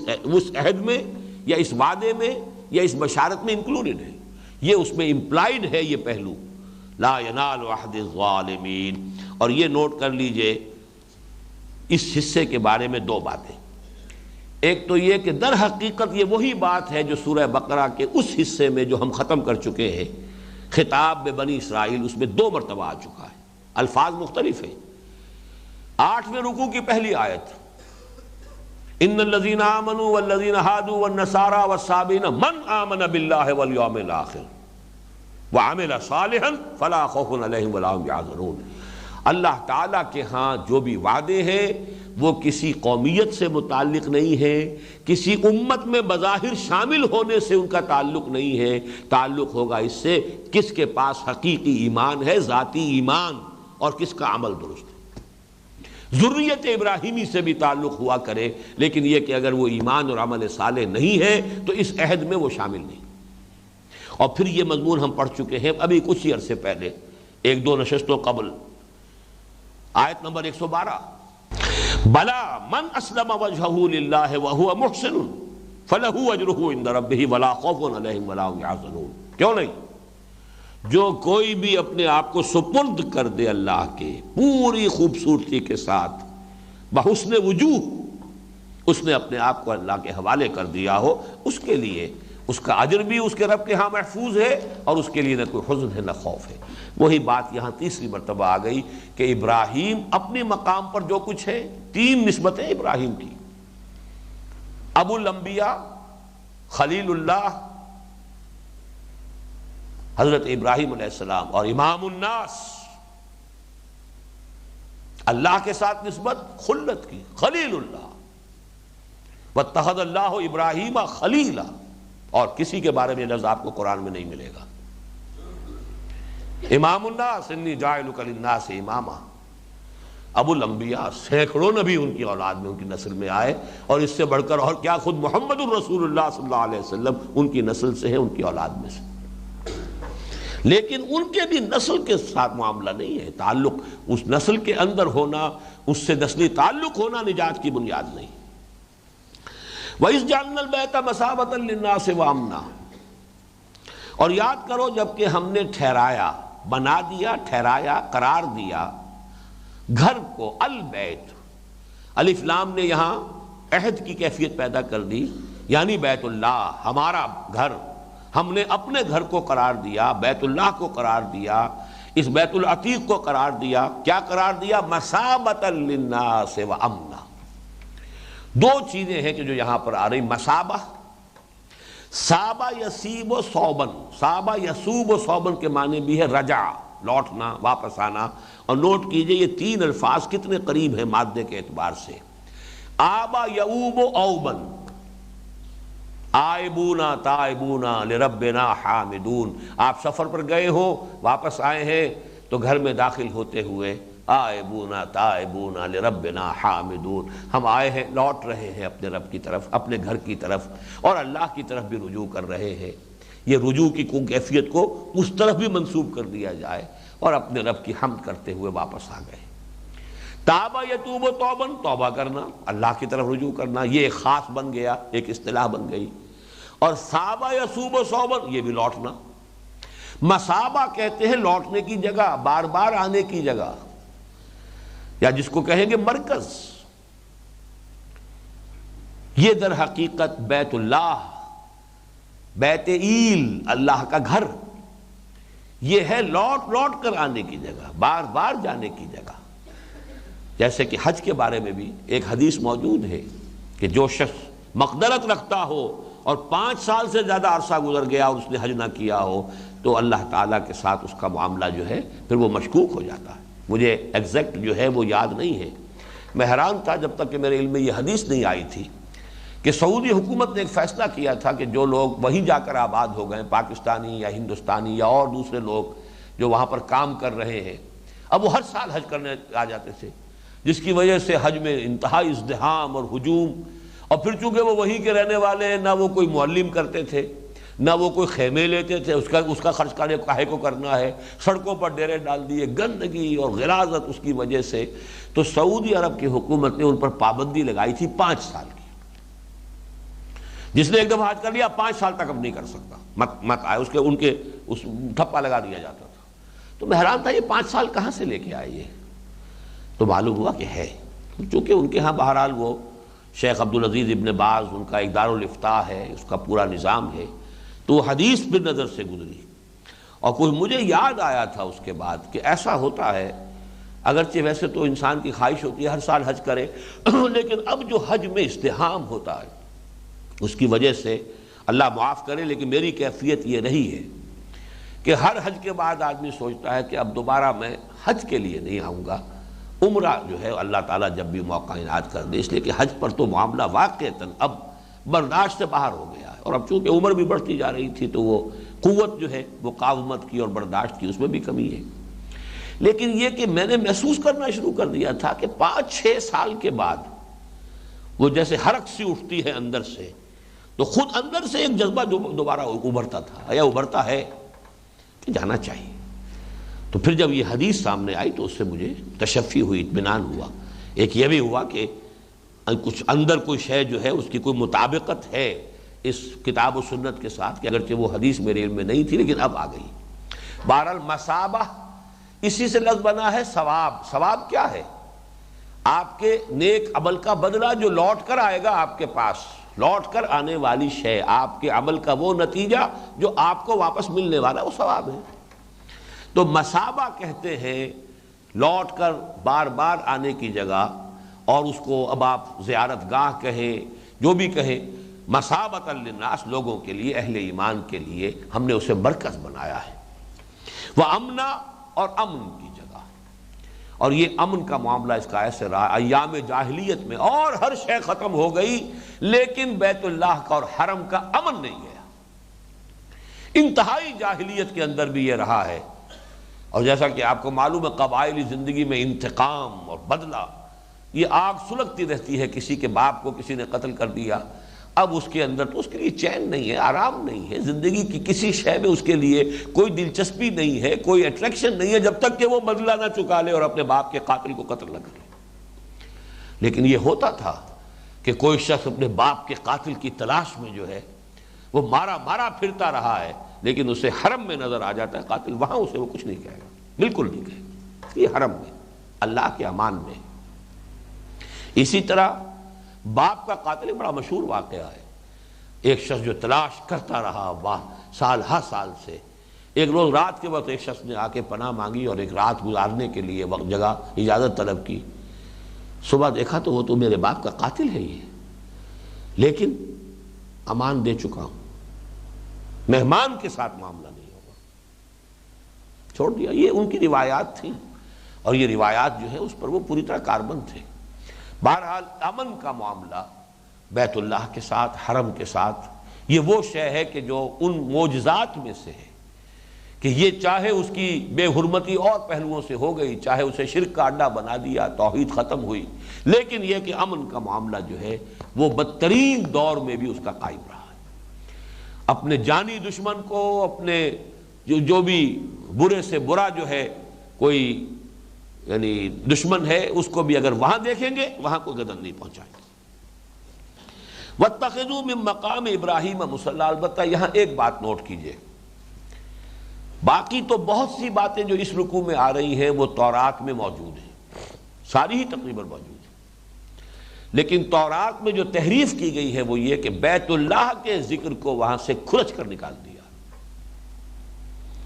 حضرت اسماعیل کی بجائے حضرت اسحاق کو ذبیح اللہ قرار دینے کے لیے تحریف کی گئی تورات کے اندر، اور یہ کہ مروہ کو مریا بنایا گیا۔ بکہ، مکے کا ایک نام بکہ ہے، بلکہ قدیمی نام بکہ ہے، بک کہتے ہی شہر کو ہے، بال بک، بال کا شہر، یہ عراق کے اندر جہاں کے بہت بڑا معبود بال تھا، تو بال بک، سٹی آف بال، یہ سٹی آف اللہ بیت العیل، یہ در حقیقت اس کے لیے بھی لفظ بکا تھا، لیکن یہ کہ وادی بکا نام رکھا گیا ایک فلسطین کی وادی کا، تاکہ اس پہ سارا توجہ جو ہے وہ ادھر مرکوز کر دی جائے، اور حضرت اسماعیل کا تذکرہ موجود ہے، حضرت حاجرہ کا تذکرہ موجود ہے، لیکن ذبیح اللہ ہونے کی حیثیت جو ہے حضرت اسماعیل کی وہ ختم کی گئی۔ یہ جو بیت اللہ کا معاملہ ہے اس کا تذکرہ وہاں سے نکالا گیا، اس کے کوئی ذکر تورات میں آج موجود نہیں۔ اور اس ضمن میں یہ ہے کہ جس قدر انہوں نے، جیسا کہ آپ کہتے ہیں نا چور کے پاؤں نہیں ہوتے، چور کتنا ہی ہوشیار ہو، کچھ نہ کچھ کلوز جو ہے وہ رہ جاتے ہیں، جو پھر تفتیش کرنے والے لوگ اور سراغ رساں جو ہیں وہ ان کے حوالے سے چور تک پہنچتے ہیں۔ تو تورات میں ساری امکانی کوششوں کے باوجود جو وہ رہ گئے، جو آثار اب بھی موجود ہیں، ان کے ذریعے سے مولانا حمید الدین فراہی رحمۃ اللہ علیہ نے ثابت کیا ہے کہ تورات میں جو بھی بچی کھچی چیزیں رہ گئی ہیں، جو کھرچ کر انہوں نے نکال دیا وہ تو نکال دیا، لیکن جو چیزیں ان کی نگاہوں سے اوجھل رہ گئی، جو جن چیزوں کی طرف توجہ نہیں گئی، ان سے ثابت ہوتا ہے کہ ذبیح اللہ حضرت اسماعیل تھے، اور ان کی قربانی کی جگہ جو ہے یہ مروہ ہے، جس کو مریا بنا کر وہ کہیں اور لے گئے، اور وہ بکہ شہر بکہ ہے، جس کے لیے انہوں نے وادی بکا جو ہے وہ نام رکھا ہے فلسطین کی ایک وادی کا، بیکا ویلی۔ اب آج کل بھی آپ پڑھتے ہوں گے فلسطین کے اسرائیل کے تذکرے میں بیکا ویلی وہ بکا ہے، لیکن یہ کہ ثابت کیا ہے تورات کے ذریعے سے کہ حضرت ابراہیم علیہ السلام کا تعمیر کردہ گھر یہ ہے، اور یہ قبلہ رہا ہے بنی اسرائیل کے لیے بھی۔ سب سے بڑی بات یہ ثابت کی کہ بنی اسرائیل، حضرت یروشلم تو بنا ہے حضرت ابراہیم علیہ السلام کے تقریباً 500 برس بعد، حضرت ابراہیم کے، حضرت سلیمان کے زمانے میں علیہ السلام، لیکن اس وقت ان کا جو خیمے چلتے تھے، ان میں جو قربان گاہ ہوتی تھی، اس خیموں کا ثابت کیا ہے ان کی اپنی تورات سے کہ جو بڑی قربانیاں ان کے یہاں ہوتی تھی، ایک قدس الاقداس کی بڑی قربانی ہوتی تھی، ایک سالانہ قربانی جیسے ہمارے ہاں ہوتی ہے عید الاضحیٰ کی، وہ جو قربانی ان کے ہاں ہوتی تھی، وہ قربانی دینے والا ایسے کھڑا ہوتا تھا کہ جنوب کی طرف اس کا رخ ہوتا تھا،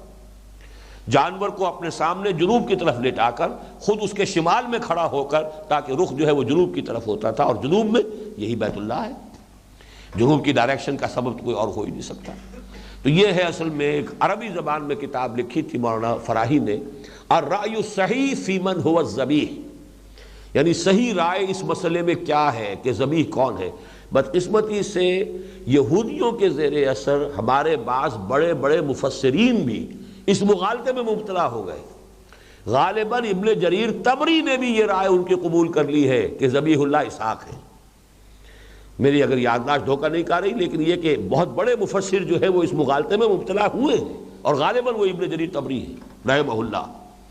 تو اس مسئلے کی بڑی اہمیت ہے، اور اس کو تورات ہی کے حوالوں سے بالکل مبرہن کر دینا، ثابت کر دینا، یہ ایک بڑی خدمت ہے کہ جو مولانا فراہی رحمۃ اللہ علیہ نے کی ہے، جو ان کی کتاب جو پھر عربی سے اردو میں ترجمہ کیا مولانا اصلاحی صاحب نے، ذبیح کون ہے کے نام سے وہ ہم نے شائع کی تھی، بہت پہلے کی بات ہے، کم سے کم 25 برس ہو گئے،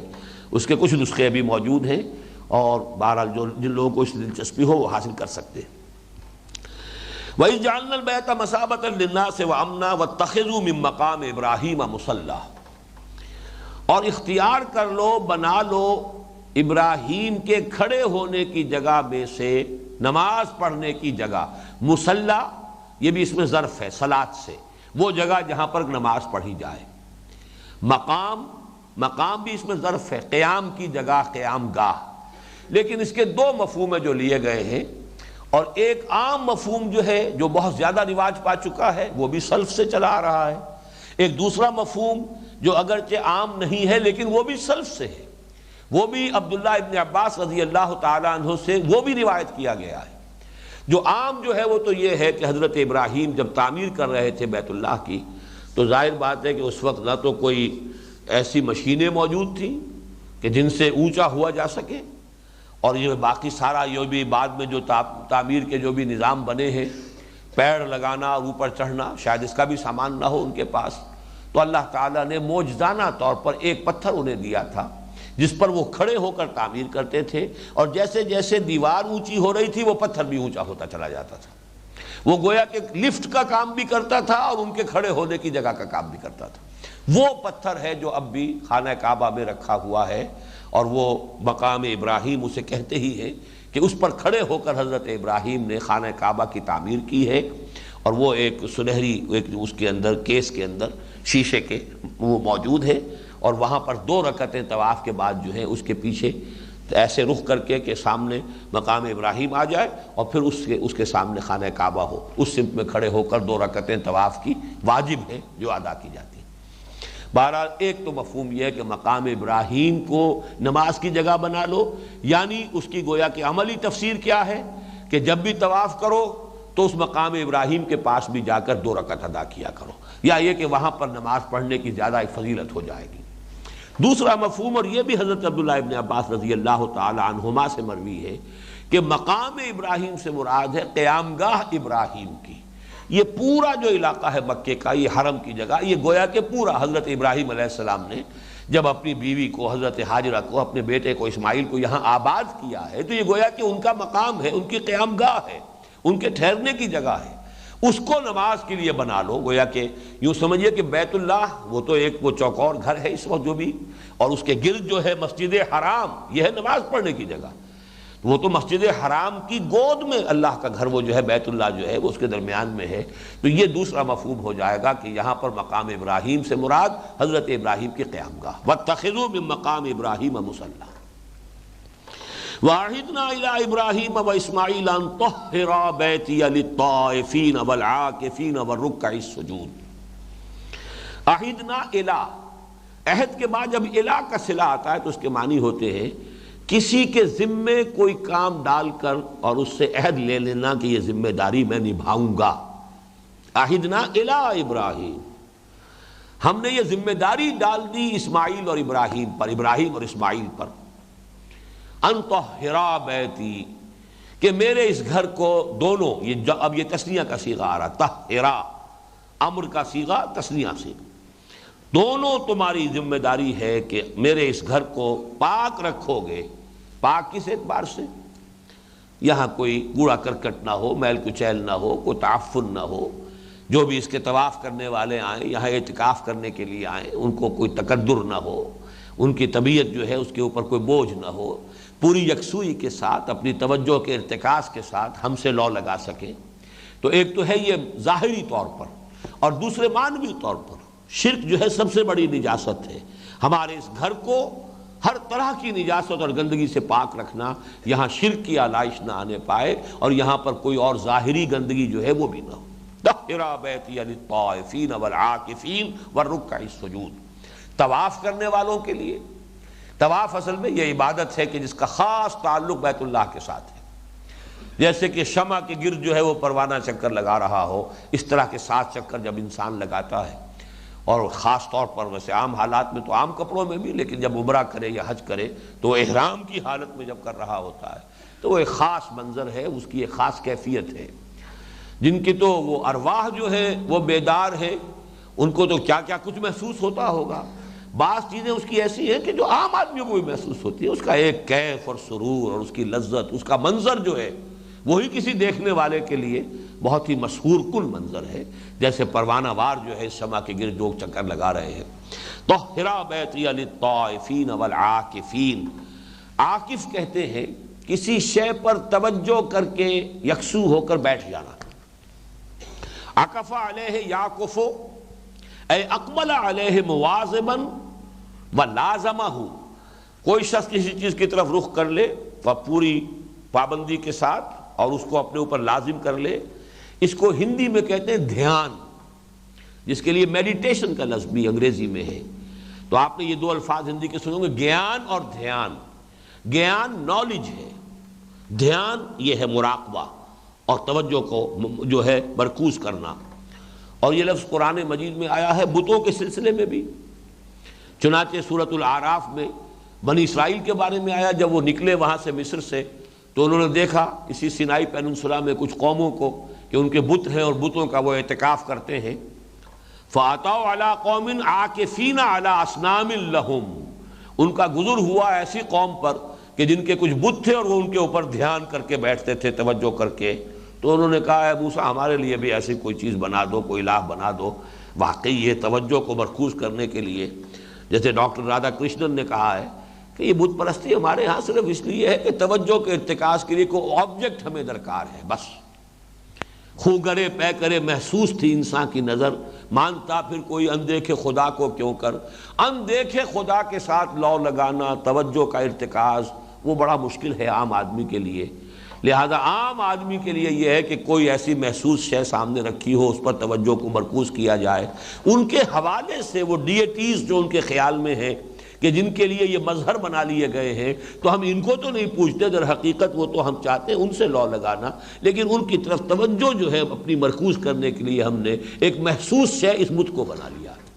یہ فلسفہ بت پرستی کا ڈاکٹر رادھا کرشنن نے بیان کیا۔ بہرحال اسی طریقے سے حضرت ابراہیم کا قول بھی آیا سورہ انبیاء کی آیت نمبر 52 میں، انہوں نے اپنے والد سے کہا تھا ما هذه التماثيل التي انتم لها عاکفون، بیان یہ کیا مورتیاں ہیں جن کو میں دیکھتا ہوں کہ آپ لوگ بڑے ادب کے ساتھ اور دھیان کے ساتھ توجہ جما کر ان کے سامنے بیٹھتے، کیا ہے یہ؟ تو یہ اعتکاف جو ہے یہ بتوں کا تو ہوتا چلا آیا ہے، لیکن ایک اللہ کا اعتکاف کرنے والے وہ مسجدوں کے اندر بیٹھتے ہیں، وہ اسی طریقے سے بیت اللہ میں اعتکاف کے لیے لوگ آتے تھے، اور اب بھی ہوتے ہیں، بے شمار لوگ ہوتے ہیں۔ تو میرے اس گھر کو پاک و صاف رکھو۔ وَعَهِدْنَا إِلَىٰ إِبْرَاهِيمَ وَإِسْمَاعِيلَ أَن طَهِّرَا بَيْتِيَ لِلطَّائِفِينَ وَالْعَاكِفِينَ وَالرُّكَّعِ السُّجُودِ۔ رکع یہ جمع ہے راکع، رکوع کرنے والا، سجود ساجد کی جمع ہے، سجدہ کرنے والے۔ یہ گویا کہ 4 الفاظ، اور سورہ حج میں بھی یہ آیت آئی ہے یہ ذرا سے فرق کے ساتھ، وہاں آئی ہے عاکف کی بجائے قائمین، وہاں پر للطائفین والقائمین والرکع السجود، عاکف یہاں آیا ہے، وہاں پر قائمین، قیام کرنے والے۔ نماز کا چونکہ جیسے ایک رکن جو ہے سجدہ ہے، ایک رکن اس کا رکوع ہے، ایک قیام بھی ہے، تو ذرا سے فرق کے ساتھ یہ مضمون وہاں بھی آیا ہے۔ لیکن جو نوٹ کرنے والی اہم تر بات ہے، سورہ حج چونکہ مکی صورت ہے، وہاں صرف حضرت ابراہیم کا ذکر ہے، حضرت اسماعیل کا ذکر نہیں ہے۔ وَإِذْ بَوَّأْنَا لِإِبْرَاهِيمَ مَكَانَ الْبَيْتِ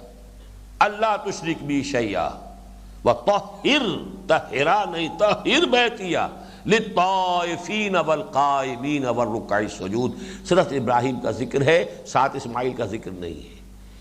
یہاں اس کو نمایاں کیا گیا کہ ابراہیم اور اسماعیل 2 تھے کہ جو یہ کام کر رہے تھے۔ کیوں؟ اس لیے کہ یہاں پر اب تذکرہ کرنا ہے اس امت مسلمہ کا جس کا نیوکلیس بنی اسماعیل میں سے تیار ہو رہا ہے۔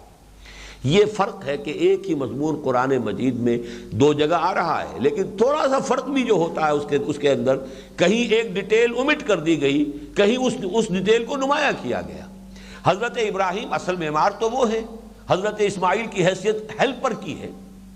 ظاہر بات ہے کہ حضرت ابراہیم علیہ السلام اور وہی ہے، اور یہ تو ابھی 13 برس کی عمر ہے ان کی، وہ ان کے ہیلپر کی حیثیت سے ہے۔ اصل معاملہ جو ہے امام الناس وہ تو حضرت ابراہیم ہے، وہاں اسی پر اکتفا کی گئی۔ وہاں اصل میں اس گھر کی جو جڑ اور بنیاد تھی، وہاں پر سب سے پہلے اللہ تشرک بی شیئا، میرے ساتھ شرک ہرگز مت کرنا، مت شریک ٹھہرانا کسی شے کو، یہاں اس کو اومٹ کر دیا گیا۔ لیکن یہاں اسماعیل کا ذکر ہے، وہاں اسماعیل کا ذکر نہیں ہے، تو جب ہم دونوں مقامات کو جمع کر لیں گے تو بات پوری ہو جائے گی۔ یہاں طاہرہ میں میں نے کہا کہ وہ شرک کی نجاست سے پاک کرنا، یہ بھی وہاں پر گویا کہ امپلائیڈ ہے، وہاں اس کو نمایاں کیا گیا۔ وَإِذْ بَوَّأْنَا لِإِبْرَاهِيمَ مَكَانَ الْبَيْتِ أَلَّا تُشْرِكْ بِي شَيْئًا وَطَهِّرْ بَيْتِيَ لِلطَّائِفِينَ وَالْقَائِمِينَ وَالرُّكَّعِ السُّجُودِ وَأَذِّنْ فِي النَّاسِ بِالْحَجِّ يَأْتُوكَ رِجَالًا وَعَلَىٰ كُلِّ ضَامِرٍ يَأْتِينَ مِنْ كُلِّ فَجٍّ عَمِيقٍ لِيَشْهَدُوا مَنَافِعَ لَهُمْ۔ تو بات جو ہے یہ اکثر جو ہے یہ آیات جو آج ہم پڑھ رہے ہیں یہ قرآن مجید میں 2 جگہ پر آئی ہیں، اس کا بعد میں بھی تذکرہ ہوگا۔ وَعِدْنَا إِلَىٰ إِبْرَاهِيمَ وَإِسْمَاعِيلَ أَن طَهِّرَا بَيْتِيَ لِلطَّائِفِينَ وَالْعَاكِفِينَ وَالرُّكَّعِ السُّجُودِ وَإِذْ قَالَ إِبْرَاهِيمُ رَبِّ اجْعَلْ هَٰذَا بَلَدًا آمِنًا وَارْزُقْ أَهْلَهُ مِنَ الثَّمَرَاتِ مَنْ آمَنَ مِنْهُمْ بِاللَّهِ وَالْيَوْمِ الْآخِرِ۔ اور یاد کرو جب کہ کہا ابراہیم نے دعا مانگی، اے رب میرے، رب بے کے نیچے زیر ہے، ربی در حقیقت یہ اس کا مخفف سمجھیے، وہ ربی کی یہ جو ہے وہ صرف زیر کے ذریعے سے واضح ہو، اے میرے رب، اے پروردگار، میرے پروردگار، اس شہر کو، اس بستی کو امن کا گہوارہ بنا دیجو۔ اس کی تفصیل آئی ہے اس دعا کی سورہ ابراہیم میں، وَإِذْ قَالَ إِبْرَاهِيمُ رَبِّ اجْعَلْ هَٰذَا الْبَلَدَ آمِنًا۔ اب وہاں الف لام لگا کر اور اس پر زور دیا گیا، جبکہ ابراہیم نے کہا تھا اے رب میرے اس گھر کو امن کا گہوارہ بنائیو، وَاجْنُبْنِي وَبَنِيَّ أَن نَّعْبُدَ الْأَصْنَامَ، اور بچائے رکھیو مجھے بھی اور میری اولاد کو بھی، میری نسل کو بھی، کہ ہم ان بتوں کی پرستش کرنے لگ جائیں، معاذ اللہ۔ رب انہن اضللن کثیرا من الناس، اے رب ہمارے، اے رب میرے، ان بتوں نے بہت سو کو گمراہ کیا ہے پہلے بھی۔ فمن تبعنی، تو میری اس نسل میں سے جو میرا اتباع کرے، میری پیروی کرے، میرے نقش قدم پر چلے، فإنہ منی، تو وہ تو مجھ میں سے ہے ہی، وہ تو ان تمام وعدوں کا مصداق ہے ہی جو تو نے مجھ سے کیے ہیں۔ ومن عصانی فإنک غفور الرحیم، اور اے پروردگار جو میری نافرمانی کرے تو تو غفور الرحیم ہے۔ یہ التجا کی سب سے زیادہ لجاجت آمیز انداز جسے کہا جاتا ہے، اور کیا کہیں پروردگار تو غفور الرحیم ہے۔ ربنا انی اسکنت من ذریتی بواد غیر ذی زرع، اے رب ہمارے، میں نے اپنی اولاد میں سے ایک حصے کو، ایک نسل کی، اپنی ایک نسل کو، اپنی ایک شاخ کو تیرے اس گھر کے پاس، عند بیتک المحرم، تیرے اس حرمت والے، عزت والے گھر کے پاس آباد کر دیا ہے، اگرچہ بواد غیر ذی زرع، یہاں کوئی زراعت نہیں، کوئی پیداوار نہیں، بے آب و گیا وادی کے اندر۔ ربنا لیقیموا الصلاۃ، اس لیے اے رب کہ وہ نماز کا اہتمام کرے، نماز قائم کرے۔ فاجعل افئدۃ من الناس تہوی الیہم، تو اے رب اب لوگوں کے دلوں کو ان کی طرف مائل کر دے۔ اس حصے کو ضرور نوٹ کیجئے، کسی بھی کام کے لیے جب تک تعاون نہ ملے، جب تک لوگوں کا رجوع نہ ہو، وہ کام آگے نہیں بڑھ سکتا۔ اے رب تیرے حکم سے میں نے اپنی نسل کو لا کر یہاں آباد کر دیا، جہاں نہ کچھ پیدا ہوتا ہے، بے آب و گیا وادی ہے۔ اب اے پروردگار تیرے ہاتھ میں ہے، جیسا کہ حضور نے فرمایا تمام انسانوں کے دل اللہ کی دو انگلیوں کے مابین ہے، جدھر چاہتا ہے پھیر دیتا ہے۔ اب لوگوں کے دل ان کی طرف مائل کر، لوگوں کا میلان ہو، لوگوں کے دلوں میں ان کی محبت پیدا کر دے تاکہ وہ ادھر مائل ہوں۔ اسی ذریعے سے ورزقہم من الثمرات، اور ان کے لیے ذریعہ بنا دے کہ ان کو جو ہے پھلوں کی روزی ان کو پہنچا، لعلہم یشکرون، تاکہ وہ تیرا شکر ادا کریں۔ اس پورے کو یہاں پر خلاصہ کر کے، چونکہ یہ سورہ ابراہیم مکی صورت ہے، تفصیل وہاں آ چکی ہے، لہذا یہاں جو اس کا دوبارہ حوالہ ہے اختصار کے ساتھ، وَإِذْ قَالَ إِبْرَاهِيمُ رَبِّ اجْعَلْ هَٰذَا بَلَدًا آمِنًا وَارْزُقْ أَهْلَهُ مِنَ الثَّمَرَاتِ مَنْ آمَنَ مِنْهُمْ بِاللَّهِ وَالْيَوْمِ الْآخِرِ۔ لیکن یہاں احتیاط کیا کی ہے، چونکہ اللہ تعالیٰ کی طرف سے ایک بات آ گئی تھی کہ لا ینال عہد الظالمین، میرا یہ جو امامت الناس والا جو منصب میں تمہیں دے رہا ہوں اے ابراہیم، یہ میرا قول، یہ میرا اقرار، یہ میرا عہد تمہاری اولاد میں سے جو ظالم ہوں گے، مشرک ہوں گے، وہ اس میں شامل نہیں ہوں گے۔ یہاں حضرت ابراہیم اب خود آگے بڑھ کر ایکسکلوڈ کر رہے ہیں۔ یہ ہے گویا کہ بندگی کی ایک شان کہ اللہ تعالیٰ کی طرف سے جو بات ہے وہ اپنی دعا میں سے انہیں ایکسکلوڈ کر رہے ہیں۔ پروردگار میں دعا کر رہا ہوں اپنی اولاد میں سے صرف ان کے لیے، من آمن منہم باللہ والیوم الآخر، جو بھی ان میں سے تجھ پر بھی ایمان رکھنے والا ہو، یوم آخر پر بھی ایمان رکھنے والا ہو، اے رب اس کے لیے اس ثمرات کے ذریعے سے روزی فراہم کر۔ اس لیے کہ ظاہر بات ہے کہ یہاں تو کوئی پیدا نہیں ہو رہا، یہاں کوئی ذرائع معاش ہے نہیں۔ اے رب اپنے خاص فضل و کرم سے، اپنے خاص جو ہے، جو بھی تیری قدرت خاصہ ہے، اس کو بروئے کار لاتے ہوئے ان کے لیے معاش کا، ان کے لیے روزی کا اہتمام فرما۔ یہاں البتہ ایک بات مجھے وزنی معلوم ہوئی ہے کہ ثمرات کا ترجمہ ہمیشہ میوے کر دیا جاتا ہے، تو اگرچہ ثمرات میں میوے بھی شامل ہیں، لیکن میوے کے لیے اپنی جگہ پر عربی زبان کا ایک مستقل علیحدہ لفظ فواکہ ہے، اور قرآن مجید میں آیا، بار بار آیا، فواکہ ہے جو خالص ہے میووں کے لیے۔ ثمر تو در حقیقت ہر شے کا جو بھی پھل ہے وہ اس کا ثمر ہے، یہاں تک کہ انسان کی اولاد اس کا ثمر ہے۔ وَكَانَ لَهُ ثَمَرٌ جو سورہ کہف میں آیا ہے، وہاں اس سے مراد بہت سے حضرات نے لیے کہ اولاد بھی تھی اس کی، اس کے 2 باغ بھی تھے، باغوں کے مابین کھیتی بھی تھی، کھجوروں کے درختوں کی باڑ بھی لگی ہوئی تھی، اس میں چشمے بھی رواں تھے، سب کچھ ہو رہا تھا، اور اس کے اپنے اولاد بھی تھی، خود بھی جو ہے وہ یعنی بے اولادہ نہیں تھا، بے ثمر نہیں تھا، بلکہ اس کی اولاد بھی تھی۔ تو اس حوالے سے یہاں پر ثمرات جو ہیں وہ تمام صرف ان جو بھی میوے جنہیں کہا جاتا ہے یا پھل، ان سے آگے بڑھ کر اجناس بھی اس میں شامل ہو جائیں گی۔ تو اے پروردگار، جو بھی ان میں سے ایمان پر صحیح ایمان کے حامل ہوں انہیں تو رزق بہم پہنچا۔ قال ومن کفر، فرمایا کہ جو کوئی کفر کرے گا فَأُمَتِّعُهُ قَلِيلًا، اب یہاں پر اللہ تعالیٰ کی طرف سے وضاحت کی جا رہی ہے، اس دنیا میں تو ہم اس کو بھی متاع دیں گے، جیسے کہ سورہ بنی اسرائیل میں آیا ہے كُلًّا نُمِدُّ هَٰؤُلَاءِ وَهَٰؤُلَاءِ مِنْ عَطَاءِ رَبِّكَ وَمَا كَانَ عَطَاءُ رَبِّكَ مَحْظُورًا، اس دنیا میں تو ہم کافروں کو بھی دیں گے اور اہل ایمان کو بھی دیں گے۔ امامت کا معاملہ تھا وہ کہ جس کا تعلق ایمان سے تھا، جس سے محروم کر دیے جائیں گے کہ جو مشرک ہیں اور جو گناہ گار ہیں، لیکن دنیاوی معاملات کی حد تک وَأُمَتِّعُهُ قَلِيلًا، انہیں بھی میں ساز و سامان دنیا کی چیزیں دوں گا، لیکن قلیل کے درجے میں ہے، پوری دنیا کی زندگی قلیل کے درجے میں ہے، تو جو کچھ یہاں پہ دیا جا رہا ہے خواہ تمہیں کتنا ہی بڑا معلوم ہو رہا ہو، لیکن یہ کہ وہ اصل میں حقیقت نفس الامری کے اعتبار سے قلیل کے حکم میں ہے۔ ثم اضطرہ الی عذاب النار، پھر میں اسے کشاں کشاں کھینچ کر لے آؤں گا آگ کے عذاب کی طرف، وبئس المصیر، اور وہ بہت ہی برا ٹھکانہ ہے۔ بارک اللہ لی ولکم فی القرآن العظیم ونفعنی وإیاکم بالآیات